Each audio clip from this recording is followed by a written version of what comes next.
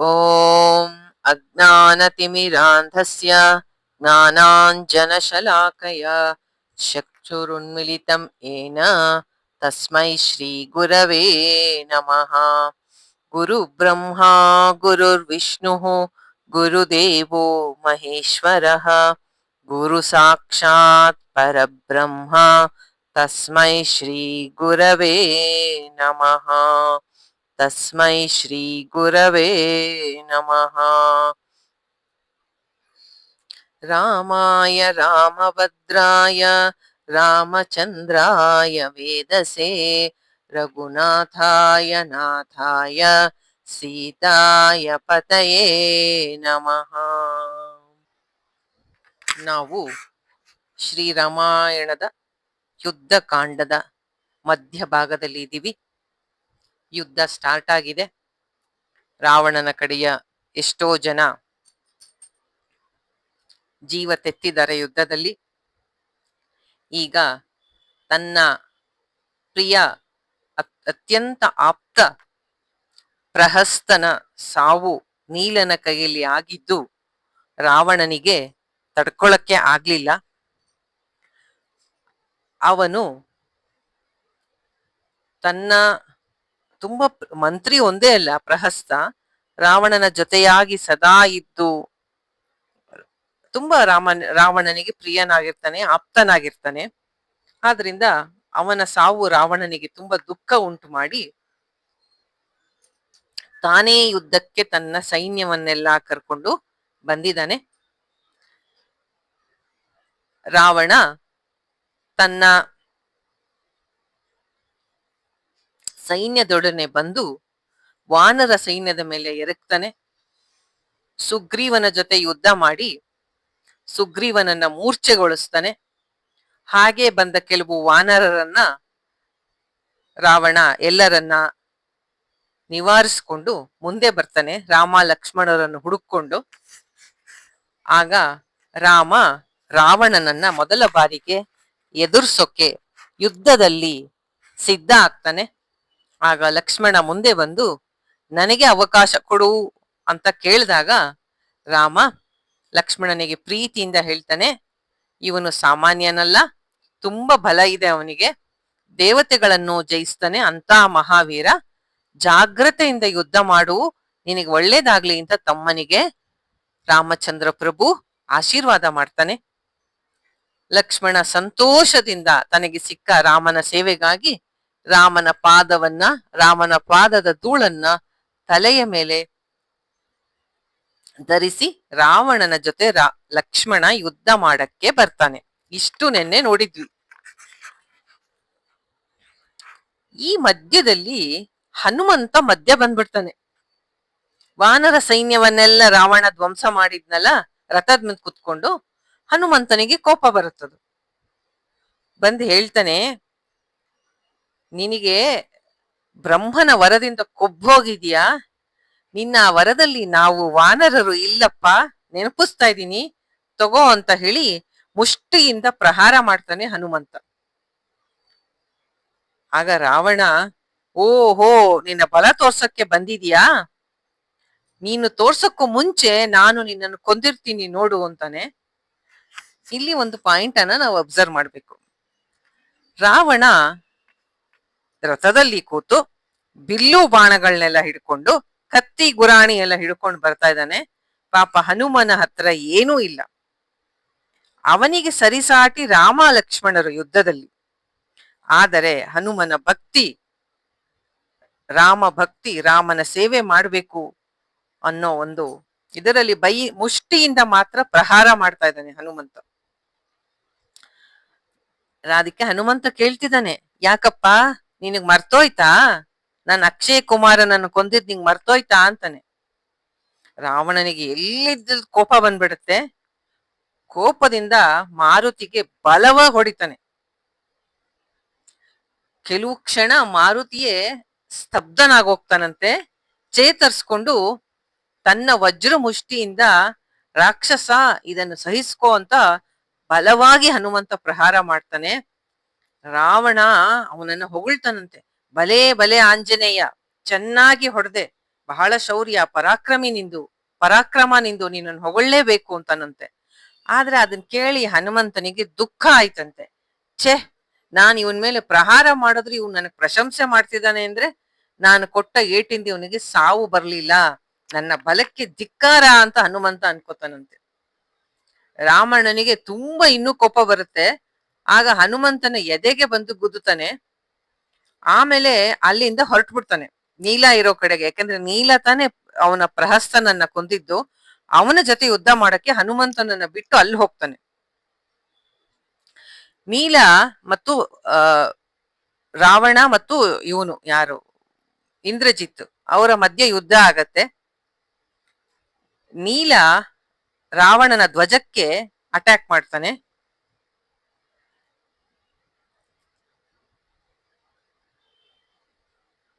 ರಾವಣನ ಎಷ್ಟು ಚೂಟಿಯಾಗಿ ಆ ನೀಲ ರಾವಣನ ಧನಸ್ಸು ಅಂದ್ರೆ ಬಿಲ್ಲು ಬಾಣ ಅದ್ರ ಮೇಲೆ ಕಾಲಿಟ್ಟು ರಾವಣನ್ ತಲೆ ಮೇಲೆ ಹೋಗಿ ಕುತ್ಕೊಂಡ್ಬಿಡ್ತಾನಂತೆ. ಅದನ್ನ ನೋಡಿ ಹನುಮಂತ, ರಾಮ, ಲಕ್ಷ್ಮಣ ಎಲ್ರಿಗೂ ಆಶ್ಚರ್ಯ ಆಗತ್ತಂತೆ. ಕೊನೆಗೆ ರಾವಣ ಅಸ್ತ್ರವನ್ನ ಪ್ರಯೋಗ ಮಾಡಿ ಆ ನೀಲನ ಮೇಲೆ ಬಿಡ್ತಾನೆ. ಅವನು ಮೂರ್ಛೆ ಹೋಗ್ತಾನೆ. ಆ ಸಮಯಕ್ಕೆ ರಾವಣನ ಎದುರಿಗೆ ಲಕ್ಷ್ಮಣ ಬಂದು ನಿಲ್ತಾನೆ. ಏನು ರಾವಣ, ನಿಂದು ರಾಕ್ಷಸಗಳಿಗೆ ರಾಜನಲ್ವಾ ನೀನು? ಕಪ್ಪಿಗಳ ಜೊತೆ ಏನ್ ಯುದ್ಧ ಮಾಡ್ತಿದ್ಯಾ? ಕ್ಷಾತ್ರಿಯರು ನಾವು, ನಮ್ಮ ಜೊತೆ ಬಂದು ಯುದ್ಧ ಮಾಡು. ಆಗ ರಾವಣನಿಗೆ ಕೋಪ ಬರತ್ತಂತೆ. ಏನೋ ಛೇಡಿಸ್ತೀಯ ನನಗೆ? ಅದೃಷ್ಟ ಇರೋದಕ್ಕೆ ನಿಮ್ಮನ್ನೆಲ್ಲ ಯಮಪುರಿಗೆ ಕಳಿಸ್ದೆ ನಿಲ್ಸಿದೀನಿ ಅಂದಾಗ ಲಕ್ಷ್ಮಣ ಹೇಳ್ತಾನಂತೆ, ಸುಮ್ನೆ ಹೊಗಳ್ಕೋಬೇಡ, ನೀನು ಎಂತಹ ಪರಾಕ್ರಮಿ ಅಂತ ನನಗೆ ಗೊತ್ತು, ನೀನು ಯುದ್ಧ ಮಾಡು ಅಂತ ಹೇಳ್ತಾನಂತೆ. ಬಹಳ ಭಯಂಕರ ಯುದ್ಧ ಆಗತ್ತೆ ರಾವಣನಿಗೂ ಮತ್ತು ಲಕ್ಷ್ಮಣನಿಗೂ. ಆ ಯುದ್ಧದಲ್ಲಿ ರಾವಣ ಲಕ್ಷ್ಮಣನ ಇಬ್ರು ಮಧ್ಯೆ ತುಂಬಾ ಯುದ್ಧ ಆಗತ್ತೆ. ರಾವಣ ಒಂದು ಶಕ್ತಾಯುಧವನ್ನ ಲಕ್ಷ್ಮಣನ ಮೇಲೆ ಬಿಡ್ತಾನೆ. ಅದು ಒಂದು ಲಕ್ಷ್ಮಣನ ಎದೆಗೆ ತಾಕಿ ಲಕ್ಷ್ಮಣ ಮೂರ್ಛೆ ಹೋಗ್ತಾನೆ. ರಾವಣನಿಗೆ ಖುಷಿ ಆಗ್ಬಿಡತ್ತೆ. ಹತ್ರ ಬಂದು ಈ ಲಕ್ಷ್ಮಣ ಮೂರ್ಛೆ ಹೋಗಿದ್ದಾನೆ, ಇದೇ ಸಂದರ್ಭದಲ್ಲಿ ಇವನನ್ನು ಎತ್ಕೊಂಡು ಹೋಗಿ ನಾನು ಜೈಲಿಗೆ ಹಾಕೊಂಡ್ಬಿಡ್ಬೇಕು ಲಂಕಾದಲ್ಲಿ, ಒಂದು ಪವರ್ ಕಮ್ಮಿ ಆಗತ್ತೆ ಅಂತ ಹೇಳಿ ಲಕ್ಷ್ಮಣನ ಹತ್ರ ಬಂದು ಕೈಲಾಸ ಪರ್ವತವನ್ನ ಎತ್ತಿದ ರಾವಣ ರಾಮನ ತಮ್ಮನಾದ ಲಕ್ಷ್ಮಣನನ್ನ ಅಲ್ಲಾಡ್ಸಕ್ಕೂ ಆಗಲ್ಲ, ಎತ್ತಕ್ಕಲ್ಲ, ಅಲ್ಲಾಡ್ಸಕ್ಕಾಗಲ್ಲ. ಅವನಿಗೆ ಆಶ್ಚರ್ಯ ಆಗತ್ತೆ. ಇವನು ಶಕ್ತಾಯುಧ ಮಾಡಿದ್ರು ಲಕ್ಷ್ಮಣ ಬರೀ ಮೂರ್ಛೆ ಹೋಗಿದಾನಷ್ಟೇ, ಸತ್ತಿಲ್ಲ. ಯಾಕೆ ಇವನನ್ನು ಅಲ್ಲಾಡ್ಸಕ್ ಆಗ್ತಾ ಇಲ್ಲ ನನ್ನ ಕೈಲಿ ಅಂತ ನೋಡ್ತಾನೆ.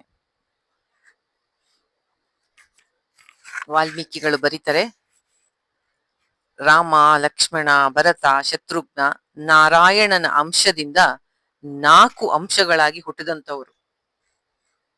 ನಾರಾಯಣ ಅಂಶವನ್ನ ಅಷ್ಟು ಸುಲಭ ಅಲ್ಲ ಅಲ್ಲಾಡ್ಸಕ್ಕೆ. ಅದು ಅಲ್ಲದೆ ಆದಿಶೇಷನ ಅವತಾರ ಲಕ್ಷ್ಮಣ. ಆದಿಶೇಷ ಅಂದ್ರೆ ಯಾರು? ನಾರಾಯಣ ಮಲಗಿದಾಗ ಅವನಿಗೆ ಹಾಸಿಗೆಯಾಗಿ ಅವನ ಸೇವೆ ಮಾಡ್ತಾ ಇರೋನು. ಇಡೀ ಜಗತ್ತಿನ ಭಾರವನ್ನು ಹೊತ್ತಂತವನು. ಅವನನ್ನ ಇವನು ಅಲ್ಲಾಡ್ಸಕ್ಕಾಗತ್ತ ರಾವಣ? ಕೈಲಾಸ ಪರ್ವತವನ್ನೇ ಎತ್ಬಿಟ್ಟಿದ್ದೆ, ಈ ಲಕ್ಷ್ಮಣ ಯಾವ ಇದು ನನಗೆ ಅಂತ ನೋಡ್ತಾನೆ. 1 ಇಂಚು ಅಲ್ಲಾಡ್ಸಕ್ಕಾಗಲ್ಲ. ನಾರಾಯಣ ಅಂಶವನ್ನ ಇವನಿಗೆ ಅಲ್ಲಾಡ್ಸದಿರಲಿ, ಅವನನ್ನ ಮುಟ್ಟಕ್ಕೂ ಆಗಲ್ಲ. ಲಕ್ಷ್ಮಣನನ್ನ ಎತ್ಕೊಳ್ಳೋದಕ್ಕೆ ರಾವಣ ಈ ರೀತಿ ಹೆಣಗಾಡ್ತಾ ಇರೋದನ್ನ ಹನುಮಂತ ನೋಡ್ತಾನೆ. ಕೋಪದಿಂದ ಓಡ್ ಬಂದು ತನ್ನ ವಜ್ರ, ಪಾಪ ಅವನಿಗೇನಿಲ್ಲ ಆಯುಧ, ಹನುಮಂತನ ಹತ್ರ ಒಂದು ಗದೆ, ವಜ್ರ ಮುಷ್ಟಿಯಿಂದ ರಾವಣನ ಎದೆಗೆ ಗುದ್ದುತ್ತಾನೆ. ಅದನ್ನ ತಾಳ್ಲಾರದೆ ರಾವಣ ಕೆಳಗೆ ಬಿದ್ದು ರಕ್ತ ಕಾರ್ತಾ ಇರ್ತಾನೆ. ಹೇಗೋ ಎದ್ದು ಕುತ್ಕೊಳ್ಬೇಕು ಅಂತ ಹೋಗಿ ತನ್ನ ರಥದಲ್ಲಿ ಕೂತು ಹನುಮಂತ ಹೊಡೆದ ಏಟಿಗೆ ರಾವಣಂಗೆ ಸ್ವಲ್ಪ ಹೊತ್ತು ಮೂರ್ಛೆ ಬಂದಂಗಾಗತ್ತೆ. ಹನುಮಂತ ಬೇಗ ಅದೇ ಸಮಯದಲ್ಲಿ ಲಕ್ಷ್ಮಣನನ್ನ ಎತ್ಕೊಂಡು ಹೋಗಿ ರಾಮನ ಹತ್ರ ಕೊಟ್ಬಿಡ್ತಾನೆ. ಇವಾಗ ಹನುಮಂತಂಗ್ ಹೆಂಗ್ ಎತ್ತಕ್ಕಾಯ್ತು? ರಾವಣಂಗ ಅಲ್ಲಾಡ್ಸಕ್ಕೂ ಆಗ್ಲಿಲ್ಲ, ಹನುಮಂತ ಬೇಗ ಎತ್ಕೊಂಡು ಹೋಗ್ತಾನೆ. ಯಾಕೆ ಅಂದ್ರೆ ಅವನು ಭಕ್ತ, ತನ್ನನ್ನು ತಾನು ಸಂಪೂರ್ಣ ಸಮರ್ಪಣೆ ಮಾಡ್ಕೊಂಡಿರುವಂತಹ ಭಕ್ತ. ಎಲ್ಲಿ ನಾನು ನನ್ನದು ಅನ್ನುವಂತ ಅಹಂ ಇರಲ್ವೋ ಅಲ್ಲಿ ಭಗವತ್ ಕೃಪೆ ಸಂಪೂರ್ಣವಾಗಿರುತ್ತೆ.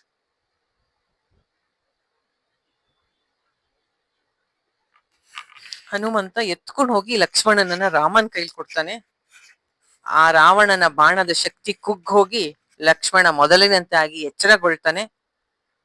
ಅಷ್ಟರಲ್ಲಿ ರಾವಣ ಚೇತರಿಸ್ಕೊಂಡು ಮತ್ತೆ ಯುದ್ಧ ಮಾಡಕ್ಕೆ ಮುಂದೆ ಬರ್ತಾನೆ. ಎಷ್ಟೋ ಜನ ಕಪಿಗಳು ರಾವಣನ ಬಾಣಕ್ಕೆ ಬಲಿಯಾಗ್ತಾರೆ. ಈಗ ರಾಮ ತಾನು ಮುಂದೆ ಬರ್ತಾನೆ. ಈ ಸಮಯದಲ್ಲಿ ಹನುಮಂತ ನೋಡ್ತಾನೆ ಈ ರಾವಣ ಕವಚ, ಕುಂಡಲ, ಬಿಲ್ಲು, ಬಾಣ, ರಥ, ಸಾರಥಿ ಎದರ ಮೇಲೆ ನಿಂತ್ಕೊಂಡು ಯುದ್ಧ ಮಾಡ್ತಾ ಇದ್ದಾನೆ. ರಥದಲ್ಲಿ ಕುತ್ಕೊಂಡು ನಮ್ಮ ರಾಮಚಂದ್ರ ನೆಲದ ಮೇಲೆ ನಿಂತು ಯುದ್ಧ ಮಾಡ್ತಾ ಇದ್ದಾನೆ. ಅದನಿಗೆ ಹನುಮಂತನಿಗೆ ಅದನ್ನ ಸಹಿಸಕ್ಕಾಗಲ್ಲ. ಹೇಳ್ತಾನೆ, ರಾಮ ನೀನು ನನ್ನ ಹೆಗಲ ಮೇಲೆ ಏರು ಅಂತ ಪ್ರಾರ್ಥನೆ ಮಾಡ್ತಾನೆ ಹನುಮಂತ. ನೀನು ನನ್ನ ಹೆಗಲ ಮೇಲೆ ಕುತ್ಕೊಂಡು ಅವನ ಜೊತೆ ಯುದ್ಧ ಮಾಡು, ಸಮಾನರ ಮಧ್ಯೆ ಯುದ್ಧ ಆಗ್ಬೇಕು. ಅವನು ರಥ ಸಾರಥಿ ಎಲ್ಲ ಇದೆ, ನೀನು ನೆಲದ ಮೇಲೆ ನಿಂತು ಯುದ್ಧ ಮಾಡದ. ಮಾರುತಿಯ ಭಕ್ತಿ, ಪ್ರೀತಿ, ಅರ್ಪಣೆ, ಸೇವಾ ಭಾವ ರಾಮನಿಗೆ ಬಹಳ ಮೆಚ್ಚುಗೆ ಆಗತ್ತೆ. ನಾವು ಈ ರೀತಿ ಆಗಬೇಕು. ನೋಡಿ, ಇಡೀ ರಾಮಾಯಣದಲ್ಲಿ ಹನುಮಂತ ಇಲ್ಲಿಂದ ಬಂದಿದ್ದಾನೆ. ಆ ಭಾಗಗಳನ್ನೆಲ್ಲ ಓದಿದಾಗ ಮನಸ್ಸು, ಹೃದಯ ಒದ್ದೆ ಆಗತ್ತೆ, ಮನಸ್ಸು ತುಂಬಿ ಬರುತ್ತೆ. ಅವನ ಭಕ್ತಿ ನಮ್ಮ ಹೃದಯವನ್ನ ನಾಟತ್ತೆ. ನಮಗೆ ಯಾಕೆ ಅಂತ ಭಕ್ತಿ ಇಲ್ಲ ಅಂತ ಅನ್ಸುತ್ತೆ, ಅಂತಹ ಸೇವೆ ಮಾಡೋ ಮನೋಭಾವ ಇಲ್ಲ ಅಂತ.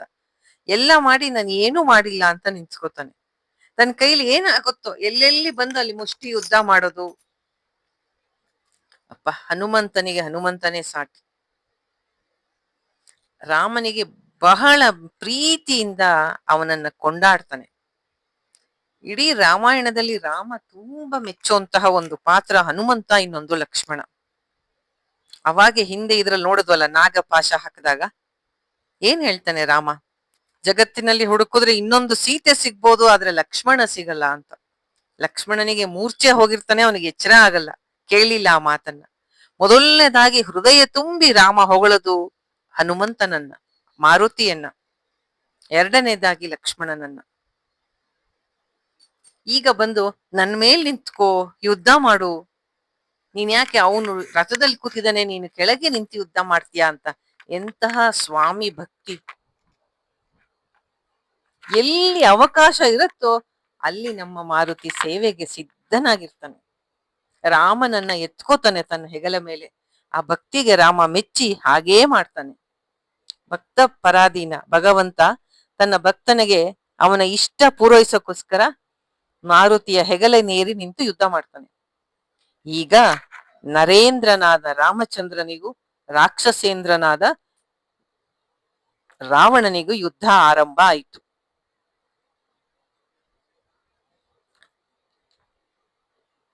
ಎಂತೆಂತಹ ಅಪರಾಧಗಳನ್ನ ಮಾಡಿ ಎಲ್ಲಿ ಓಡೋಕ್ ತಪ್ಪಿಸ್ಕೋತ್ಯಾ, ಇವತ್ತು ಸಿಕ್ಕಿದ್ಯಾ ನನ್ನ ಎದುರಿಗೆ ಯುದ್ಧ ಮಾಡಕ್ಕೆ.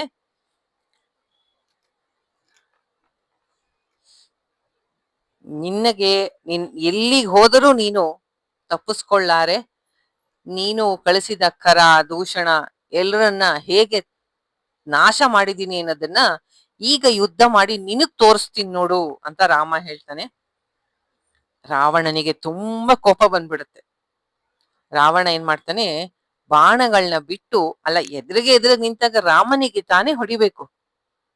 ಕೋಪದಿಂದ, ರೋಷದಿಂದ ಹನುಮಂತನಿಗೆ ಹೊಡಿತಾನೆ ಬಾಣಗಳನ್ನ. ಹನುಮಂತ ರಾಮ ಅಲ್ಲಾಡಬಾರದು ಅಂತ ಎರಡು ಕೈಗಳಿಂದ ರಾಮನನ್ನ ಹಿಡಿದಿರ್ತಾನೆ. ಹನುಮಂತನಿಗೆ ಅವನು ಹೊಡೆದ ಬಾಣಗಳು ತುಂಬಾ ತಾಕಿ ನೋವಾಗಿ ಹನುಮಂತನ ಮೈಯಿಂದ ರಕ್ತ ಬರಕ್ಕೆ ಶುರುವಾಗತ್ತೆ. ಆದ್ರೆ ಹನುಮಂತನಿಗೆ ಅದು ಪೆಟ್ಟಾಗಿ ನೋವಾಗೋ ಬದಲು ರಾಮನನ್ನು ಎತ್ಕೊಂಡಿರೋದ್ರಿಂದ ಇನ್ನೂ ಹೆಚ್ಚಿನ ಹುಮ್ಮಸ್ಸು, ತೇಜಸ್ಸು ಬರುತ್ತೆ. ಆದರೆ ರಾಮನಿಗೆ ತುಂಬಾ ಕೋಪ ಬರುತ್ತೆ. ನೋಡ್ತಾನೆ ಹನುಮಂತನ ಮೈಯಲ್ಲೆಲ್ಲ ರಕ್ತದ ಇಳಿತಾ ಇರುತ್ತೆ. ರಾಮ ಮುಂದೆ ಹೋಗಿ ರಾವಣನ ರಥವನ್ನ ಮುರಿದು ಕುದುರೆಗಳನ್ನ ನಾಶ ಮಾಡಿ ಸಾರಥಿಯನ್ನ ಕೊಂದು ಆ ಇಡೀ ಧ್ವಂಸ ಮಾಡ್ಬಿಡ್ತಾನೆ ರಾಮ. ಇನ್ನೊಂದು ಒಳ್ಳೆ ಆಯುಧವನ್ನ ತಗೊಂಡು ರಾವಣನ ಎದೆಗೆ ಗುರಿಯಿಟ್ಟು ಹೊಡಿತಾನೆ ರಾಮ. ಆಗ ರಾವಣ ಆ ಏಟಿಂದ ತತ್ತರಿಸಿ ಹೋಗಿ ಬಿಲ್ಲು ಬಾಣ ಕೈಯಿಂದ ಜಾರಿ ಬಿದ್ದು ಎಚ್ಚರ ತಪ್ಪಿಡ್ತಾನೆ. ಆಗ ರಾಮ ಇನ್ನೊಂದು ಬಾಣ ತಗೊಂಡು ಬಾಣ ಹಿಡಿತಾನೆ. ಆಗ ರಾಮ ನೋಡ್ತಾನೆ, ಸಾರಥಿ ಇಲ್ಲ, ಕುದುರೆಗಳು ಹತವಾಗಿದೆ, ರಥ ಮುರಿದೋಗಿದೆ, ಕೈಯಿಂದ ಬಾಣ ಬಿಲ್ಲು ಬಿಟ್ಟು ರಥದಲ್ಲಿ ಮೂರ್ಛೆ ಬಿದ್ದಿದ್ದಾನೆ. ಛೇ ಪಾಪ, ಯುದ್ಧ ಭೂಮಿಯಲ್ಲಿ ಯುದ್ಧದ ನೀತಿಯನ್ನ ಮರಿಬಾರದು, ಧರ್ಮಶಾಸ್ತ್ರವನ್ನ ಮೀರಬಾರದು, ನೀತಿಯನ್ನ ಮರೆಯಬಾರದು, ಕೈಯಲ್ಲಿ ಅಸ್ತ್ರವಿಲ್ಲದೆ ಎಚ್ಚರ ತಪ್ಪಿರೋರ್ ಮೇಲೆ ಯುದ್ಧ ಮಾಡುವುದು ತಪ್ಪು, ಅಧರ್ಮ. ಇದು ರಾಮ ಯೋಚಿಸುವ ರೀತಿ. ಅವನಿಲ್ಲದೆ ಹೋದಾಗ ಇವನು ಕದ್ದು ತಂದ, ಬರೀ ಮೋಸ, ಅಧರ್ಮ ರಾವಣ. ಆದರೂ ರಾಮ ಧರ್ಮವನ್ನ ಬಿಡದೆ, ಬೇಡ, ಕೊಲ್ಲಬಾರದು, ಎಚ್ಚರ ತಪ್ಪಿದಾನೆ ಅಂತ ಹೇಳಿ ಬಾಣ ಹೂಡ್ಬಿಟ್ಟಿದ್ದಾನೆ. ಅದನ್ನೊಂದು ಸ್ವಲ್ಪ ಮೇಲ್ ಮಾಡಿ ಅವನ ಕಿರೀಟಕ್ಕೆ ಹೊಡಿತಾನೆ ರಾಮ.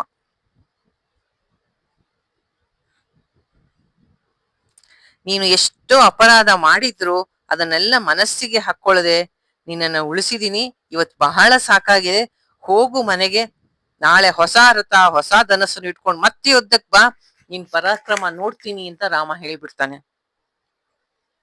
ರಾವಣನ ಬಿಲ್ಲು ಮುರಿದಿತ್ತು, ರಥ ಕುದುರೆ ಸಾರಥಿ ಎಲ್ಲ ನಾಶ ಆಯ್ತು. ರಾಮನ ಒಂದೇ ಏಟಿಗೆ ಅವನ ವಜ್ರದ ಕಿರೀಟ ಬಾಣದಿಂದ ಚೂರ್ ಚೂರಾಗಿ ಬಿದ್ಬಿಡತ್ತೆ. ಯಾವಾಗ ಕಿರೀಟ ಬಿತ್ತು ಅಂದ್ರೆ ರಾಜನಿಗೆ ಅವಮಾನ. ಮೊದಲೇ ಒಂದು ಸತಿ ಸುಗ್ರೀವನಿಂದ ಆಗಿದೆ, ಈಗ ಮತ್ತೆ ರಾಮನಿಂದ ಆಯ್ತು. ಇದರಿಂದ ರಾವಣನ ಅಹಂಕಾರಕ್ಕೆ ದೊಡ್ಡ ಏಟು ಬಿತ್ತು. ಅವನಿಗೆ ತುಂಬಾ ಅವಮಾನ ಆಗಿ ಯುದ್ಧ ಭೂಮಿಯಿಂದ ವಾಪಸ್ಸು ಲಂಕೆಗೆ ಹೊಟ್ಟೋಗ್ತಾನೆ. ಎಲ್ಲ ದೇವತೆಗಳು ಋಷಿಗಳು ತುಂಬಾ ಸಂತೋಷ ಪಡ್ತಾರೆ. ಆದ್ರೆ ರಾವಣನ ದುಃಖಕ್ಕೆ ಮನೆಗೆ ಬಂದು ತುಂಬಾ ಹೊತ್ತು ರಾಮನಿಂದ ಆದ ಅವಮಾನ ಅವನಿಗೆ ತಡ್ಕೊಳಕ್ಕಾಗಲ್ಲ.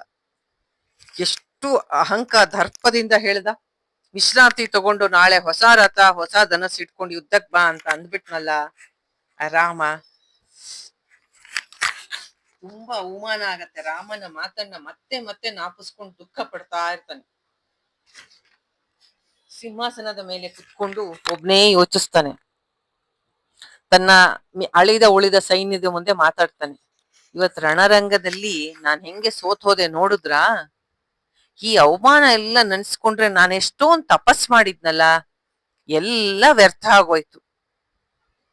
ಬ್ರಹ್ಮ ದೇವ ದಾನವರಿಂದ ನಿನಗೆ ಸಾವಿಲ್ಲದಿರಲಿ ಅಂತ ವರ ಕೊಡುವಾಗ ಮಾನವರಿಂದ ನಿನಗೆ ಭಯ ಒದಗಬಹುದು ಅಂತ ಹೇಳಿದ್ದ, ಹಾಗೇ ಆಯ್ತು.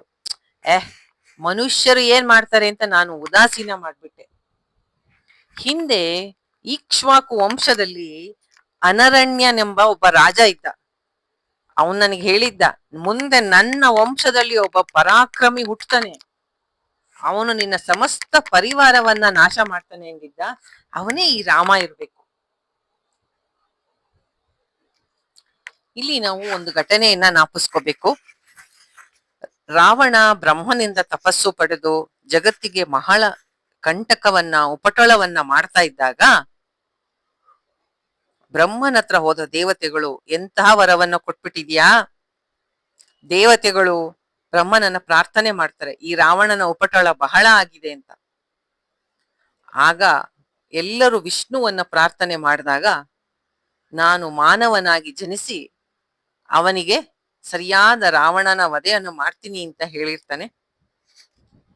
ನಾನು ನಿಮಗೆ ಮೊದಲೇ ಹೇಳಿದ್ದೀನಿ, ಕ್ಲಾಸು ಬರೀ ಪುಟ್ಟು ಮಕ್ಕಳ ತರ ಕಥೆಯ ಕ್ಲಾಸ್ ಅಲ್ಲ, ಚಿಂತನೆ ವಿಚಾರ ಮಾಡಬೇಕು. ಭಗವದ್ಗೀತೆಯನ್ನ ಜೊತೆ ಜೊತೆಗೆ ಕರ್ಕೊಂಡು ಹೋಗ್ಬೇಕು. ಗೀತೆಯ ಜ್ಞಾನವನ್ನ ಎಲ್ಲಾ ಕಡೆ ಅದನ್ನ ನೋಡ್ಬೇಕು. ಈ ಒಂದು ಘಟನೆಯಿಂದ, ಈಗ ರಾವಣ ಹೇಳ್ತಾರೋ ಈ ಘಟನೆಯಿಂದ ಏನು ನೆನಪಾಗತ್ತೆ? ಭಗವದ್ಗೀತೆಯ ಯಾವ ಶ್ಲೋಕ ಇದಕ್ಕೆ ಸರಿ ಹೋಗುತ್ತೆ? ತುಂಬಾ ಫೇಮಸ್, ಗೊತ್ತು ಎಲ್ರಿಗೂ.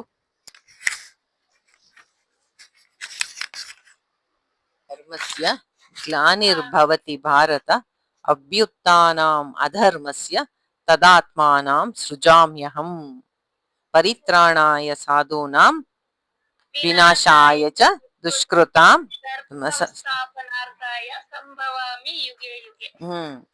ಯುಗ ಯುಗಗಳಲ್ಲೂ ನಾನು ಅಧರ್ಮದ ನಾಶಕ್ಕಾಗಿ ಅವತಾರವನ್ನ ಮಾಡ್ತೇನೆ. ಈಗ ರಾವಣ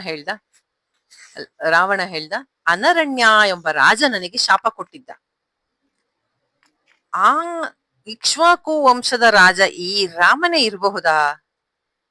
ಹಿಂದೆ ವೇದವತಿ ಅನ್ನೋಳ ಮೇಲೆ ನಾನು ಕಣ್ಣಿಟ್ಟಿದ್ದೆ. ಅವನಿಗೆ ಯಾವಾಗಲೂ ಹೆಂಗಸರ ಇದು ರಾವಣನಿಗೆ. ಅವಳನ್ನ ತಪಸ್ ಮಾಡ್ತಾ ಇದ್ದಾಗ ಬಲತ್ಕಾರಿಸ್ದೆ. ಆಗ ಅವಳು ಹೇಳಿದ್ಲು, ಮುಂದೆ ನಿನ್ನ ನಾಶಕ್ಕಾಗಿ ನಾನೇ ಜನ್ಮ ತಾಳಿ ಬರ್ತೀನಿ ಅಂತ ಹೇಳಿದ್ಲು. ಅವಳೇ ಈ ಸೀತೆ ಅಂತ ನನಗನ್ಸತ್ತೆ. ವೇದವತಿಯ ಕತೆ ಗೊತ್ತಲ್ಲ, ನಾವು ಇದ್ರಲ್ಲಿ ಓದ್ತೀವಲ್ಲ, ಶ್ರೀನಿವಾಸ ಕಲ್ಯಾಣ. ಅವಳೇ ಪದ್ಮಾವತಿ ಆಗೋದು ಮುಂದೆ.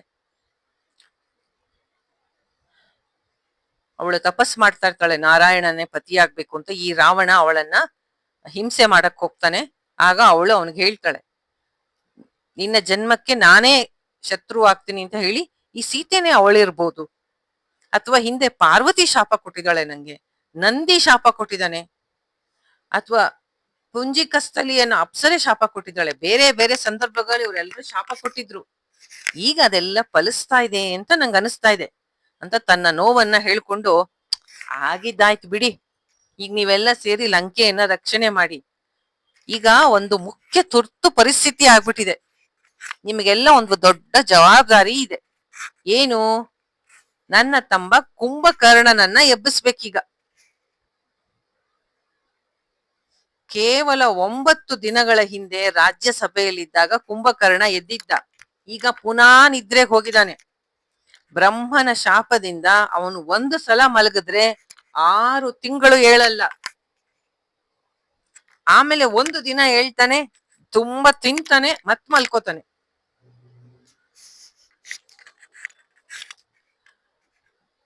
ಎಲ್ಲಿ ಪ್ರಹಸ್ತ ಸೋತಿದ್ದಾನೆ ಅಲ್ಲಿ ಕುಂಭಕರ್ಣ ಗೆಲ್ತಾನೆ ಅನ್ನೋಂತ ವಿಶ್ವಾಸ ನಂಗಿದೆ. ಅವನನ್ನ ಎಬ್ಬಿಸ್ಬೇಕಾದ್ರೆ ಹೇಗ್ ಮಾಡ್ಬೇಕು ಗೊತ್ತಲ್ಲ ಅಂತೆಲ್ಲ ಹೇಳ್ಕೊಟ್ ಕಳಿಸ್ತಾನೆ. ರಾಕ್ಷಸರೆಲ್ಲ ತುಂಬಾ ಆಹಾರ ಪಾನೀಯಗಳು ಗಂಧ ಎಲ್ಲ ತಗೊಂಡು ಅವನ ಅರಮನೆಯನ್ನ ಪ್ರವೇಶಿಸ್ತಾರೆ. ಅವನು ಹೆಂಗೆ ಉಸಿರಾಡ್ತಿರ್ತಾನಂತೆ ಕುಂಭಕರ್ಣ ಮಲ್ಕೊಂಡು ಅಂದ್ರೆ, ಅವನು ಇನ್ಹೇಲ್ ಎಕ್ಸೇಲ್ ಮಾಡಿದಾಗ ಅಲ್ಲಿ ಅವ್ರಿಗೆ ನಿಂತ್ಕೊಳ್ಳಕ್ಕೆ ಆಗ್ತಿರಲ್ವಂತೆ, ಎಲ್ರು ಹಾರ ಹೋಗ್ತಿರ್ತಾರಂತೆ. ತುಂಬಾ ದೊಡ್ಡ ಅರಮನೆ, ದೊಡ್ಡ ಚಿನ್ನದಿಂದ ಮಾಡಿದ ದೊಡ್ಡ ಮಂಚ, ಅದ್ರ ಮೇಲೆ ಮಹಾಪರ್ವತದಂತೆ ಕುಂಭಕರ್ಣ ಮಲಗಿರ್ತಾನೆ. ಅವನನ್ನ ಎಬ್ಸಕ್ಕೆ ಸ್ಟಾರ್ಟ್ ಮಾಡ್ತಾರೆ. ಅದೇನು ಸುಲಭದ ಕೆಲಸ ಅಲ್ಲ. ಅವನು ಎದ್ದ ತಕ್ಷಣ ಹಸುವಾಗತ್ತೆ ಅಂತಾನೆ ಅಂತ ಸುತ್ತಲೂ ಆಹಾರಗಳನ್ನ ಇಟ್ಬಿಟ್ಟಿರ್ತಾರೆ. ದೊಡ್ಡ ದೊಡ್ಡ ಹಂಡೆಗಳಲ್ಲಿ ಇಟ್ಟಿರ್ತಾರಂತೆ ಪಾನೀಯಗಳನ್ನ. ಅವನ ಮೈಗೆಲ್ಲ ಶ್ರೀಗಂಧ ಹಚ್ತಾರಂತೆ, ಎದ್ರೆ ಗಲಾಟೆ ಮಾಡ್ತಾನೆ ಅಂತ. ಅವನ ಸುತ್ತ ಎಲ್ಲ ಹೂವುಗಳಿಂದ ಅಲಂಕಾರ ಮಾಡ್ತಾರಂತೆ ಮೊದ್ಲು. ಆಮೇಲೆ ಅವನ ಕಿವಿಯಲ್ಲಿ ಹೋಗಿ ಜೋರಾಗಿ ಕೂಗದು, ಶಂಖ ಬಾರ್ಸೋದು, ಕಹಳೆ ಊದೋದು ಎಲ್ಲ ಮಾಡಿ ಏನ್ ಮಾಡಿದ್ರೂ ಎಚ್ಚರ ಆಗ್ಲಿಲ್ವಂತ ಅವನಿಗೆ. ಕೊನೆಗೆ ಸಲಾಕೆಗಳನ್ನೆಲ್ಲ ತಂದು, ಸಲಾಕೆ ಅಂದ್ರೆ ಈ ಕಬ್ಬಿಣದ ಉದ್ದುದ್ದು ಕೋಲ್ ತರ ಇರುತ್ತೆ, ಅದನ್ನ ತಂದು ಅವನಿಗೆ ತಿವಿದು ಗಾಯ ಮಾಡಿದ್ರಂತೆ. ಹಂಗ ಮಾಡಿ ಅವನನ್ನ ಎಬ್ಬಿಸ್ಬೇಕಾಯ್ತಂತೆ. ಎಷ್ಟೋ ಪ್ರಯತ್ನದ ನಂತರ ಕುಂಭಕರ್ಣ ಹೇಳ್ತಾನೆ. ನಿದ್ರೆ ಒಂದು ಭಂಗ ಆಗ್ಬಿಡತ್ತೆ. ನಿದ್ರೆ ಭಂಗ ಆದಾಗ ಭಯಂಕರ ಬ್ರಹ್ಮಾಂಡದಷ್ಟು ಕೋಪ ಬರತ್ತಂತೆ. ಜೋರಾಗಿ ಆಕಳಿಸ್ತಾ ಕೋಪದಿಂದ ಸುತ್ತ ಇರೋರ್ನೆಲ್ಲ ಕೆಂಪು ಕಣ್ಣಿಂದ ನೋಡ್ತಾನಂತೆ. ಆ ರಾಕ್ಷಸರೆಲ್ಲ ಗಡ ಗಡ ಗಡ ನಡಕ್ತಿರ್ತಾರಂತೆ. ಏನು ಮಾತಾಡದೆ ಬೇಗ ಬೇಗ ಆಹಾರವನ್ನ ಅವನಿಗೆ ಕುಡಿಯೋದಕ್ಕೆ ತಿನ್ನೋದಕ್ಕೆ ಎಲ್ಲ ಅವನ್ ಮುಂದೆ ತಳ್ತಾರಂತೆ. ಎಲ್ಲ ತಿಂದು ಕುಡಿದು ಮುಗಿಸಿದ್ಮೇಲೆ ಸ್ವಲ್ಪ ಕೋಪ ಅವಂದು ಕಮ್ಮಿ ಆಗತ್ತಂತೆ. ಇದನ್ನ ಸಿನಿಮಾದಲ್ಲಿ ಸೀರಿಯಲ್ ಅಲ್ಲಿ ಎಷ್ಟು ಜೋಕ್ ಆಗಿ ತೋರಿಸ್ತಾರಲ್ಲ, ಈ ಒಂದು ಕುಂಭಕರ್ಣನ ಎಪ್ಸೋದು ಇದ್ ಮಾಡೋದು. ಹತ್ರ ಬಂದ ರಾಕ್ಷಸರನ್ನ ನಿದ್ದೆ ಮಾಡಕ್ ಇನ್ನು ಶುರು ಮಾಡಿದ್ದೆ. ನನ್ನನ್ ಯಾಕೆ ಎಪ್ಸಿದ್ರಿ? ಏನಾಗಿದೆ? ಎಲ್ಲರೂ ಚೆನ್ನಾಗಿದಾರ್ ತಾನೆ? ನಿಮ್ಮನ್ನೆಲ್ಲ ನೋಡಿದ್ರೆ ಹೆದರ್ಕೊಂಡಂಗ್ ಕಾಣ್ತಿದ್ದೀರಾ? ಏನ್ ಅಪಾಯ ಆಗಿದೆ ನಮ್ಮ ಅಣ್ಣಂಗೆ? ಲಂಕೆಗೇನ್ ತೊಂದ್ರೆ ಆಗಿದೆ? ನಮ್ಮ ಅಣ್ಣನ್ ಹೋಗ್ ಕೇಳ್ತೀನಿ. ಏನಾಯ್ತು ಹೇಳಿ ಅಂತ ಕೇಳ್ತಾನೆ. ಅವರಲ್ಲೇ ಒಬ್ಬ ಯೂಪಾಕ್ಷ ಅನ್ನೋ ಒಬ್ಬ ಮಂತ್ರಿ ಇರ್ತಾನೆ. ಅವನು ಮುಂದೆ ಬಂದು ಕೈ ಮುಕ್ಕೊಂಡು, ದೇವತೆಗಳಿಂದ ಏನು ಅಪಾಯ ಬಂದಿಲ್ಲ, ಒಬ್ಬ ಮನುಷ್ಯನಿಂದ ಲಂಕೆಗೆ ಬಹಳ ಕಷ್ಟ ಆಗಿದೆ. ಲಂಕೆಯನ್ನ ತುಂಬಾ ಜನ ವಾನರರು ಮುತ್ಕೊಂಡ್ಬಿಟ್ಟಿದ್ದಾರೆ. ಅದೇ ನಿಮಗೆ ಗೊತ್ತಲ್ಲ, ಯಾರ ಪತ್ನಿಯನ್ನ ರಾವಣ ಕದ್ಕೊಂಡ್ ಬಂದಿದಾನೋ ರಾಮ, ಅವನು ಯುದ್ಧಕ್ಕೆ ಬಂದ್ಬಿಟ್ಟಿದ್ದಾನೆ. ನಮ್ಮ ಕಡೆಯವರೆಲ್ಲ ನಾಶ ಆಗ್ತಾ ಇದ್ದಾರೆ. ದಿನದಿಂದ ದಿನಕ್ಕೆ ನಮ್ಮ ಸೈನ್ಯ ಇದಾಗ್ಬಿಡ್ತಿದೆ ಅಂತ ಇದುವರೆಗೆ ಆದ ಯುದ್ಧದ ವರ್ಣನೆ ಎಲ್ಲ ಅವನ್ ಮುಂದೆ ಹೇಳ್ತಾರೆ. ಮತ್ತೆ ರಾವಣನಿಗೆ ರಾಮನಿಂದ ಆದ ಅವಮಾನವನ್ನ ತಿಳಿಸ್ತಾರೆ. ಆದ್ರಿಂದ ನಿಮ್ಮನ್ನ ಎಬ್ಬಿಸ್ಬೇಕಾಯ್ತು ಅಂತ. ಆದ್ರೆ ಹಾಗಾದ್ರೆ ನಾನು ಈಗ್ಲೇ ಹೊರಟೆ, ರಾಮ ಲಕ್ಷ್ಮಣರನ್ನು ಕೊಂದ್ಬಿಟ್ಟು ಆಮೇಲೆ ನಮ್ಮ ಅಣ್ಣನ್ ಬಂದು ನೋಡ್ತೀನಿ ಅಂತಾನೆ. ಆಗ ಅವರೆಲ್ಲ ಹೇಳ್ತಾರೆ, ಬೇಡ ಬೇಡ, ಮೊದಲು ನೀನು ನಿಮ್ಮ ಅಣ್ಣನ್ನ ಹೋಗಿ ಭೇಟಿ ಮಾಡು. ಅವ್ರು ಏನ್ ಹೇಳ್ತಾರೆ ಅವರ ಜೊತೆ ನೀನು ಡಿಸ್ಕಷನ್ ಮಾಡಿ ಆಮೇಲೆ ಯುದ್ಧ ಭೂಮಿಗೆ ಹೋಗೋದು ಒಳ್ಳೇದು ಅಂತ ನಮ್ಮೆಲ್ಲರ ಸಲಹೆ. ನಿಮ್ಮ ಅಣ್ಣ ನಿಮ್ಮನ್ನ ನೋಡಕ್ಕೆ ತುಂಬಾ ಕಾತರದಿಂದ ಕಾಯ್ತಾ ಇದ್ದಾರೆ. ದಯವಿಟ್ಟು ನಿಮ್ಮ ಅಣ್ಣನ ಹೋಗಿ ದರ್ಶನ ಮಾಡಿ ಅಂತ ಹೇಳ್ತಾರೆ. ಅಣ್ಣನ ಮೇಲೆ ಕುಂಭಕರ್ಣನಿಗೆ ತುಂಬಾ ಪ್ರೀತಿ. ಹಾಗೆ ಆಗಲಿ ಅಂತ ರಾವಣ ಇದ್ದ ಕಡೆಗೆ ಬರ್ತಾನೆ. ಅವನು ಒಂದೊಂದು ಹೆಜ್ಜೆ ಇಟ್ರು ಭೂಮಿ ನಡಕ್ತಾ ಇರುತ್ತೆ. ದಾರಿಯಲ್ಲಿದ್ದ ವಾನರರೆಲ್ಲ ಅವ್ನು ಬರ್ತಾರ ನೋಡಿ, ಯಾರಪ್ಪ ಇವನು ಅಂತ ಎಲ್ರು ಓಡೋಗ್ತಾರೆ. ರಾವಣನನ್ನ ನೋಡ್ತಾನೆ ಕುಂಭಕರ್ಣ, ತುಂಬಾ ಹೆದರಿ ಅವಮಾನದಿಂದ ಚಿಂತೆಯಿಂದ ಕೂತಿರ್ತಾನೆ. ಎದ್ದು ಹೋಗಿ ಅಣ್ಣನಿಗೆ ನಮಸ್ಕಾರ ಮಾಡಿ, ಅಣ್ಣ ನನ್ನನ್ ಯಾಕೆ ಎಬ್ಬಿಸ್ದೆ ನೀನ್ ಎಬ್ಬಿಸಿದೀಯಾ ಅಂದ್ರೆ ಏನೋ ಬಲವಾದ ಕಾರಣ ಇರ್ಬೇಕು. ಯಾರು ನಿಂಗ್ ತೊಂದರೆ ಕೊಡ್ತಾ ಇದ್ದಾರೆ ಹೇಳು ಅಂತ ಕೇಳ್ತಾನೆ. ರಾವಣ ಅವಾಗ, ನೀನು ಮಲಗಿ ನಿದ್ರೆ ಮಾಡ್ತಾ ಇದೀಯಾ, ಎಷ್ಟೋ ಘಟನೆಗಳು ನಡೆದು ಹೋಗಿದೆ, ನಿನಗೇನು ಗೊತ್ತಿಲ್ಲ ಅಂತ ಎಲ್ಲ ವಿಷಯಗಳನ್ನು ಹೇಳ್ತಾನೆ. ರಾಕ್ಷಸರನ್ನ ನಾಶ ಮಾಡಕ್ಕೆ ಸಮುದ್ರ ದಾಟಿ ಬಂದಿದ್ದಾರೆ ನೋಡು. ವಾನರರು ಎಲ್ಲ ಕಡೆ ಕಾಲಿಟ್ಟು ನಮ್ಮ ಇಡೀ ಲಂಕೆಯನ್ನ ನಾಶ ಮಾಡಿದ್ದಾರೆ. ನಮ್ಮ ಎಷ್ಟೋ ಜನ ಶೂರರು ಸತ್ತೋಗಿದ್ದಾರೆ. ಅವರ ಮೇಲೆ ನಮಗೆ ಒಂದು ದಿನವೂ ಜಯ ಸಿಕ್ಕಿಲ್ಲ. ಈ ಅಪಾಯದಿಂದ ನೀನೇ ನಮ್ಮನ್ನ ಪಾರು ಮಾಡ್ಬೇಕು. ಆದ್ರಿಂದಲೇ ನಿನ್ನನ್ನು ಎಬ್ಬಿಸ್ದೆ ನಾನು. ನನ್ನನ್ನು ಲಂಕೆಯನ್ನು ನಾಶ ಆಗದಿರೋಂಗೆ ನೀನು ಉಳಿಸ್ಬೇಕು. ನಾನು ಹಿಂದೆನೂ ನಿನ್ನನ್ನು ಏನು ಕೇಳಿಲ್ಲ. ಇವತ್ತು ನೀನು ನನ್ನ ಪ್ರೀತಿಯ ತಮ್ಮ, ನಿನ್ನ ಶೌರ್ಯ ನನಗೆ ಗೊತ್ತು, ನೀನು ನನ್ನನ್ನ ಗೌರವಿಸ್ತೀಯ ಅಂತನೂ ಗೊತ್ತು. ಆದ್ರಿಂದ ನನಗೆ ದಯವಿಟ್ಟು ಈ ಕಷ್ಟದ ಪರಿಸ್ಥಿತಿಯಲ್ಲಿ ಸಹಾಯ ಮಾಡು ಅಂತ ರಾವಣ ಕುಂಭಕರ್ಣನನ್ನ ಕೇಳ್ಕೊತಾನೆ. ರಾವಣನ ಈ ಮಾತು ಕೇಳಿ ಕುಂಭಕರ್ಣನಿಗೆ ನಗು ಬರುತ್ತೆ. 10 ದಿನದ ಹಿಂದೆ ಸಭೆ ಮಾಡಿದ್ವಿ ಅಲ್ವಾ, ನಾನ್ ನಿನಗೆ ಅವಾಗ ಎಚ್ಚರಿಕೆ ಕೊಟ್ಟಿದ್ದೆ ಅಲ್ವಾ, ಬೇಡ, ಯಾವುದೇ ಕೆಲಸ ಮಾಡ್ಬೇಕಾದಾಗ ಮೊದಲು ಆ ವಿಷಯದಿಂದ ಏನು ತೊಂದರೆ ಆಗತ್ತೆ ಅಂತ ಎಲ್ಲರ ಜೊತೆ ಆಲೋಚನೆ ಮಾಡಿ ಆಮೇಲೆ ಕೆಲಸ ಮಾಡ್ಬೇಕು. ಆದರೆ ನೀನು ಅಹಂಕಾರದಿಂದ ಮೊದಲು ಕೆಲಸ ಮಾಡಿ ಏನು ಯೋಚಿಸದೆ ಮದ ನಿನಗೆ ಈಗ ಕಷ್ಟ ಬಂದಿದೆ ಅಂತ ನನಗೆ ಸಹಾಯ ಮಾಡು ಅಂತ ಕೇಳ್ತಾ ಇದೀಯ. ಬಹಳ ಅವಿವೇಕಿಗಳು ಮಾಡೋ ಕೆಲಸ ಇದು. ಯಾವುದು ಸರಿ ಯಾವುದು ಸೊಪ್ಪು ಅಂತ ಮೊದಲು ನಿರ್ಧಾರ ಮಾಡಬೇಕು, ಈಗಲ್ಲ.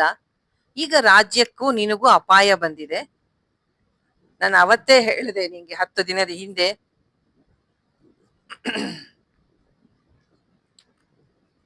ನಾನು ಎಷ್ಟು ವಿವೇಕದಿಂದ ನಾನು ವಿಭೀಷಣ ಇಬ್ರು ನಿನಗೆ ಹೇಳಿದ್ವಿ. ಅದರಲ್ಲೂ ವಿಭೀಷಣ ಎಷ್ಟು ವಿವೇಕಿ, ನಮ್ಮ ಮಾತನ್ನ ನೀನ್ ಕೇಳಲಿಲ್ಲ. ನೀನು ಉಳಿತಿದ್ದೆ, ನಿನ್ನವರೆಲ್ಲ ಉಳಿತಿದ್ರು. ಈಗ ನಿನಗೆ ತಿಳಿದಂತೆ ಮಾಡು ಅಂತ ನಮಗೆ ಹೇಳ್ತೀಯಾ ಅಂತಂದಾಗ ರಾವಣನಿಗೆ ಕೋಪ ಬಂದ್ಬಿಡುತ್ತೆ. ಏನೋ ಅಣ್ಣ ತಂದೆ ಸಮಾನ ಅಂತೆಲ್ಲ ಹೇಳ್ತೀಯಾ, ಈ ಸಮಯದಲ್ಲಿ ಒಂದು ಉಪದೇಶ ಕೊಡಕ್ ಬರ್ತೀಯಾ ನನಗೆ?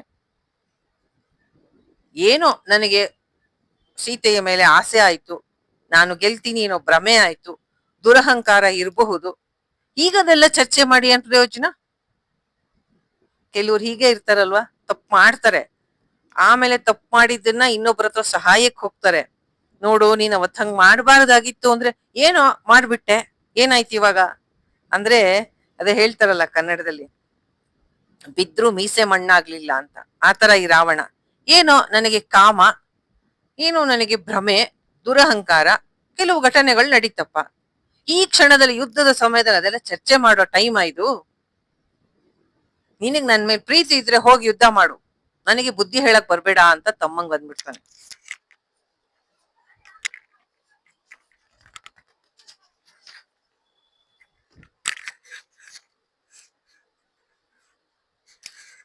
ಅಣ್ಣಂಗೆ ಹಂಗ್ ಮಾತಾಡಿದ್ದಕ್ಕೆ ಇವನ್ಗೂ ಬೇಜಾರಾಗತ್ತೆ.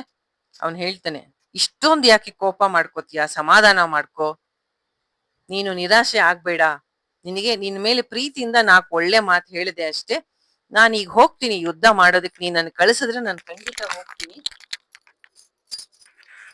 ನಿನ್ನ ಹಿತೈಷಿಯಾಗಿ ರಾಮ, ಲಕ್ಷ್ಮಣ, ಸುಗ್ರೀವ 3 ಜನನ್ನು ಕೊಂದು ಅವರ ತಲೆಗಳನ್ನ ತಂದು ನಿನ್ ಕಾಲಗಳಿಗೆ ಹಾಕ್ತೀನಿ, ನೀನೇನು ಚಿಂತೆ ಮಾಡ್ಬೇಡ, ನನ್ನನ್ನೀಗ ಯುದ್ಧಕ್ಕೆ ಕಳಿಸು, ನನ್ನ ಜೊತೆ ಸೈನ್ಯವೂ ಬೇಡ, ನಾನು ಒಬ್ಬನೇ ಹೋಗ್ತೀನಿ ಅಂತ ಹೇಳ್ತಾನೆ.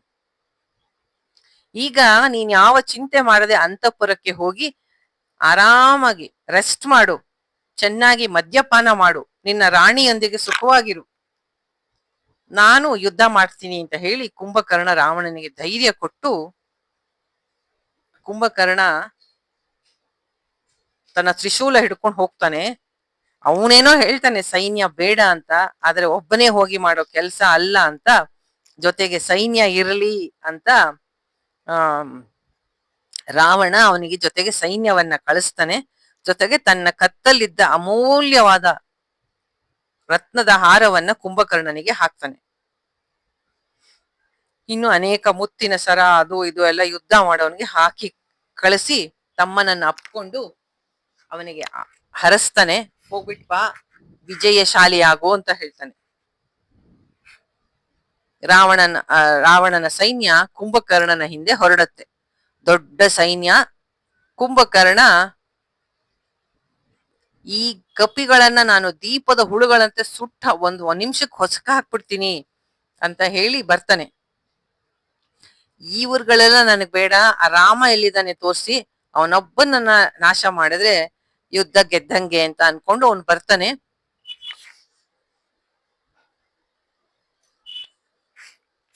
ಯಾಕೋ ಶಬ್ದ ಬರ್ತಾ ಇದೆ ಅಮ್ಮ.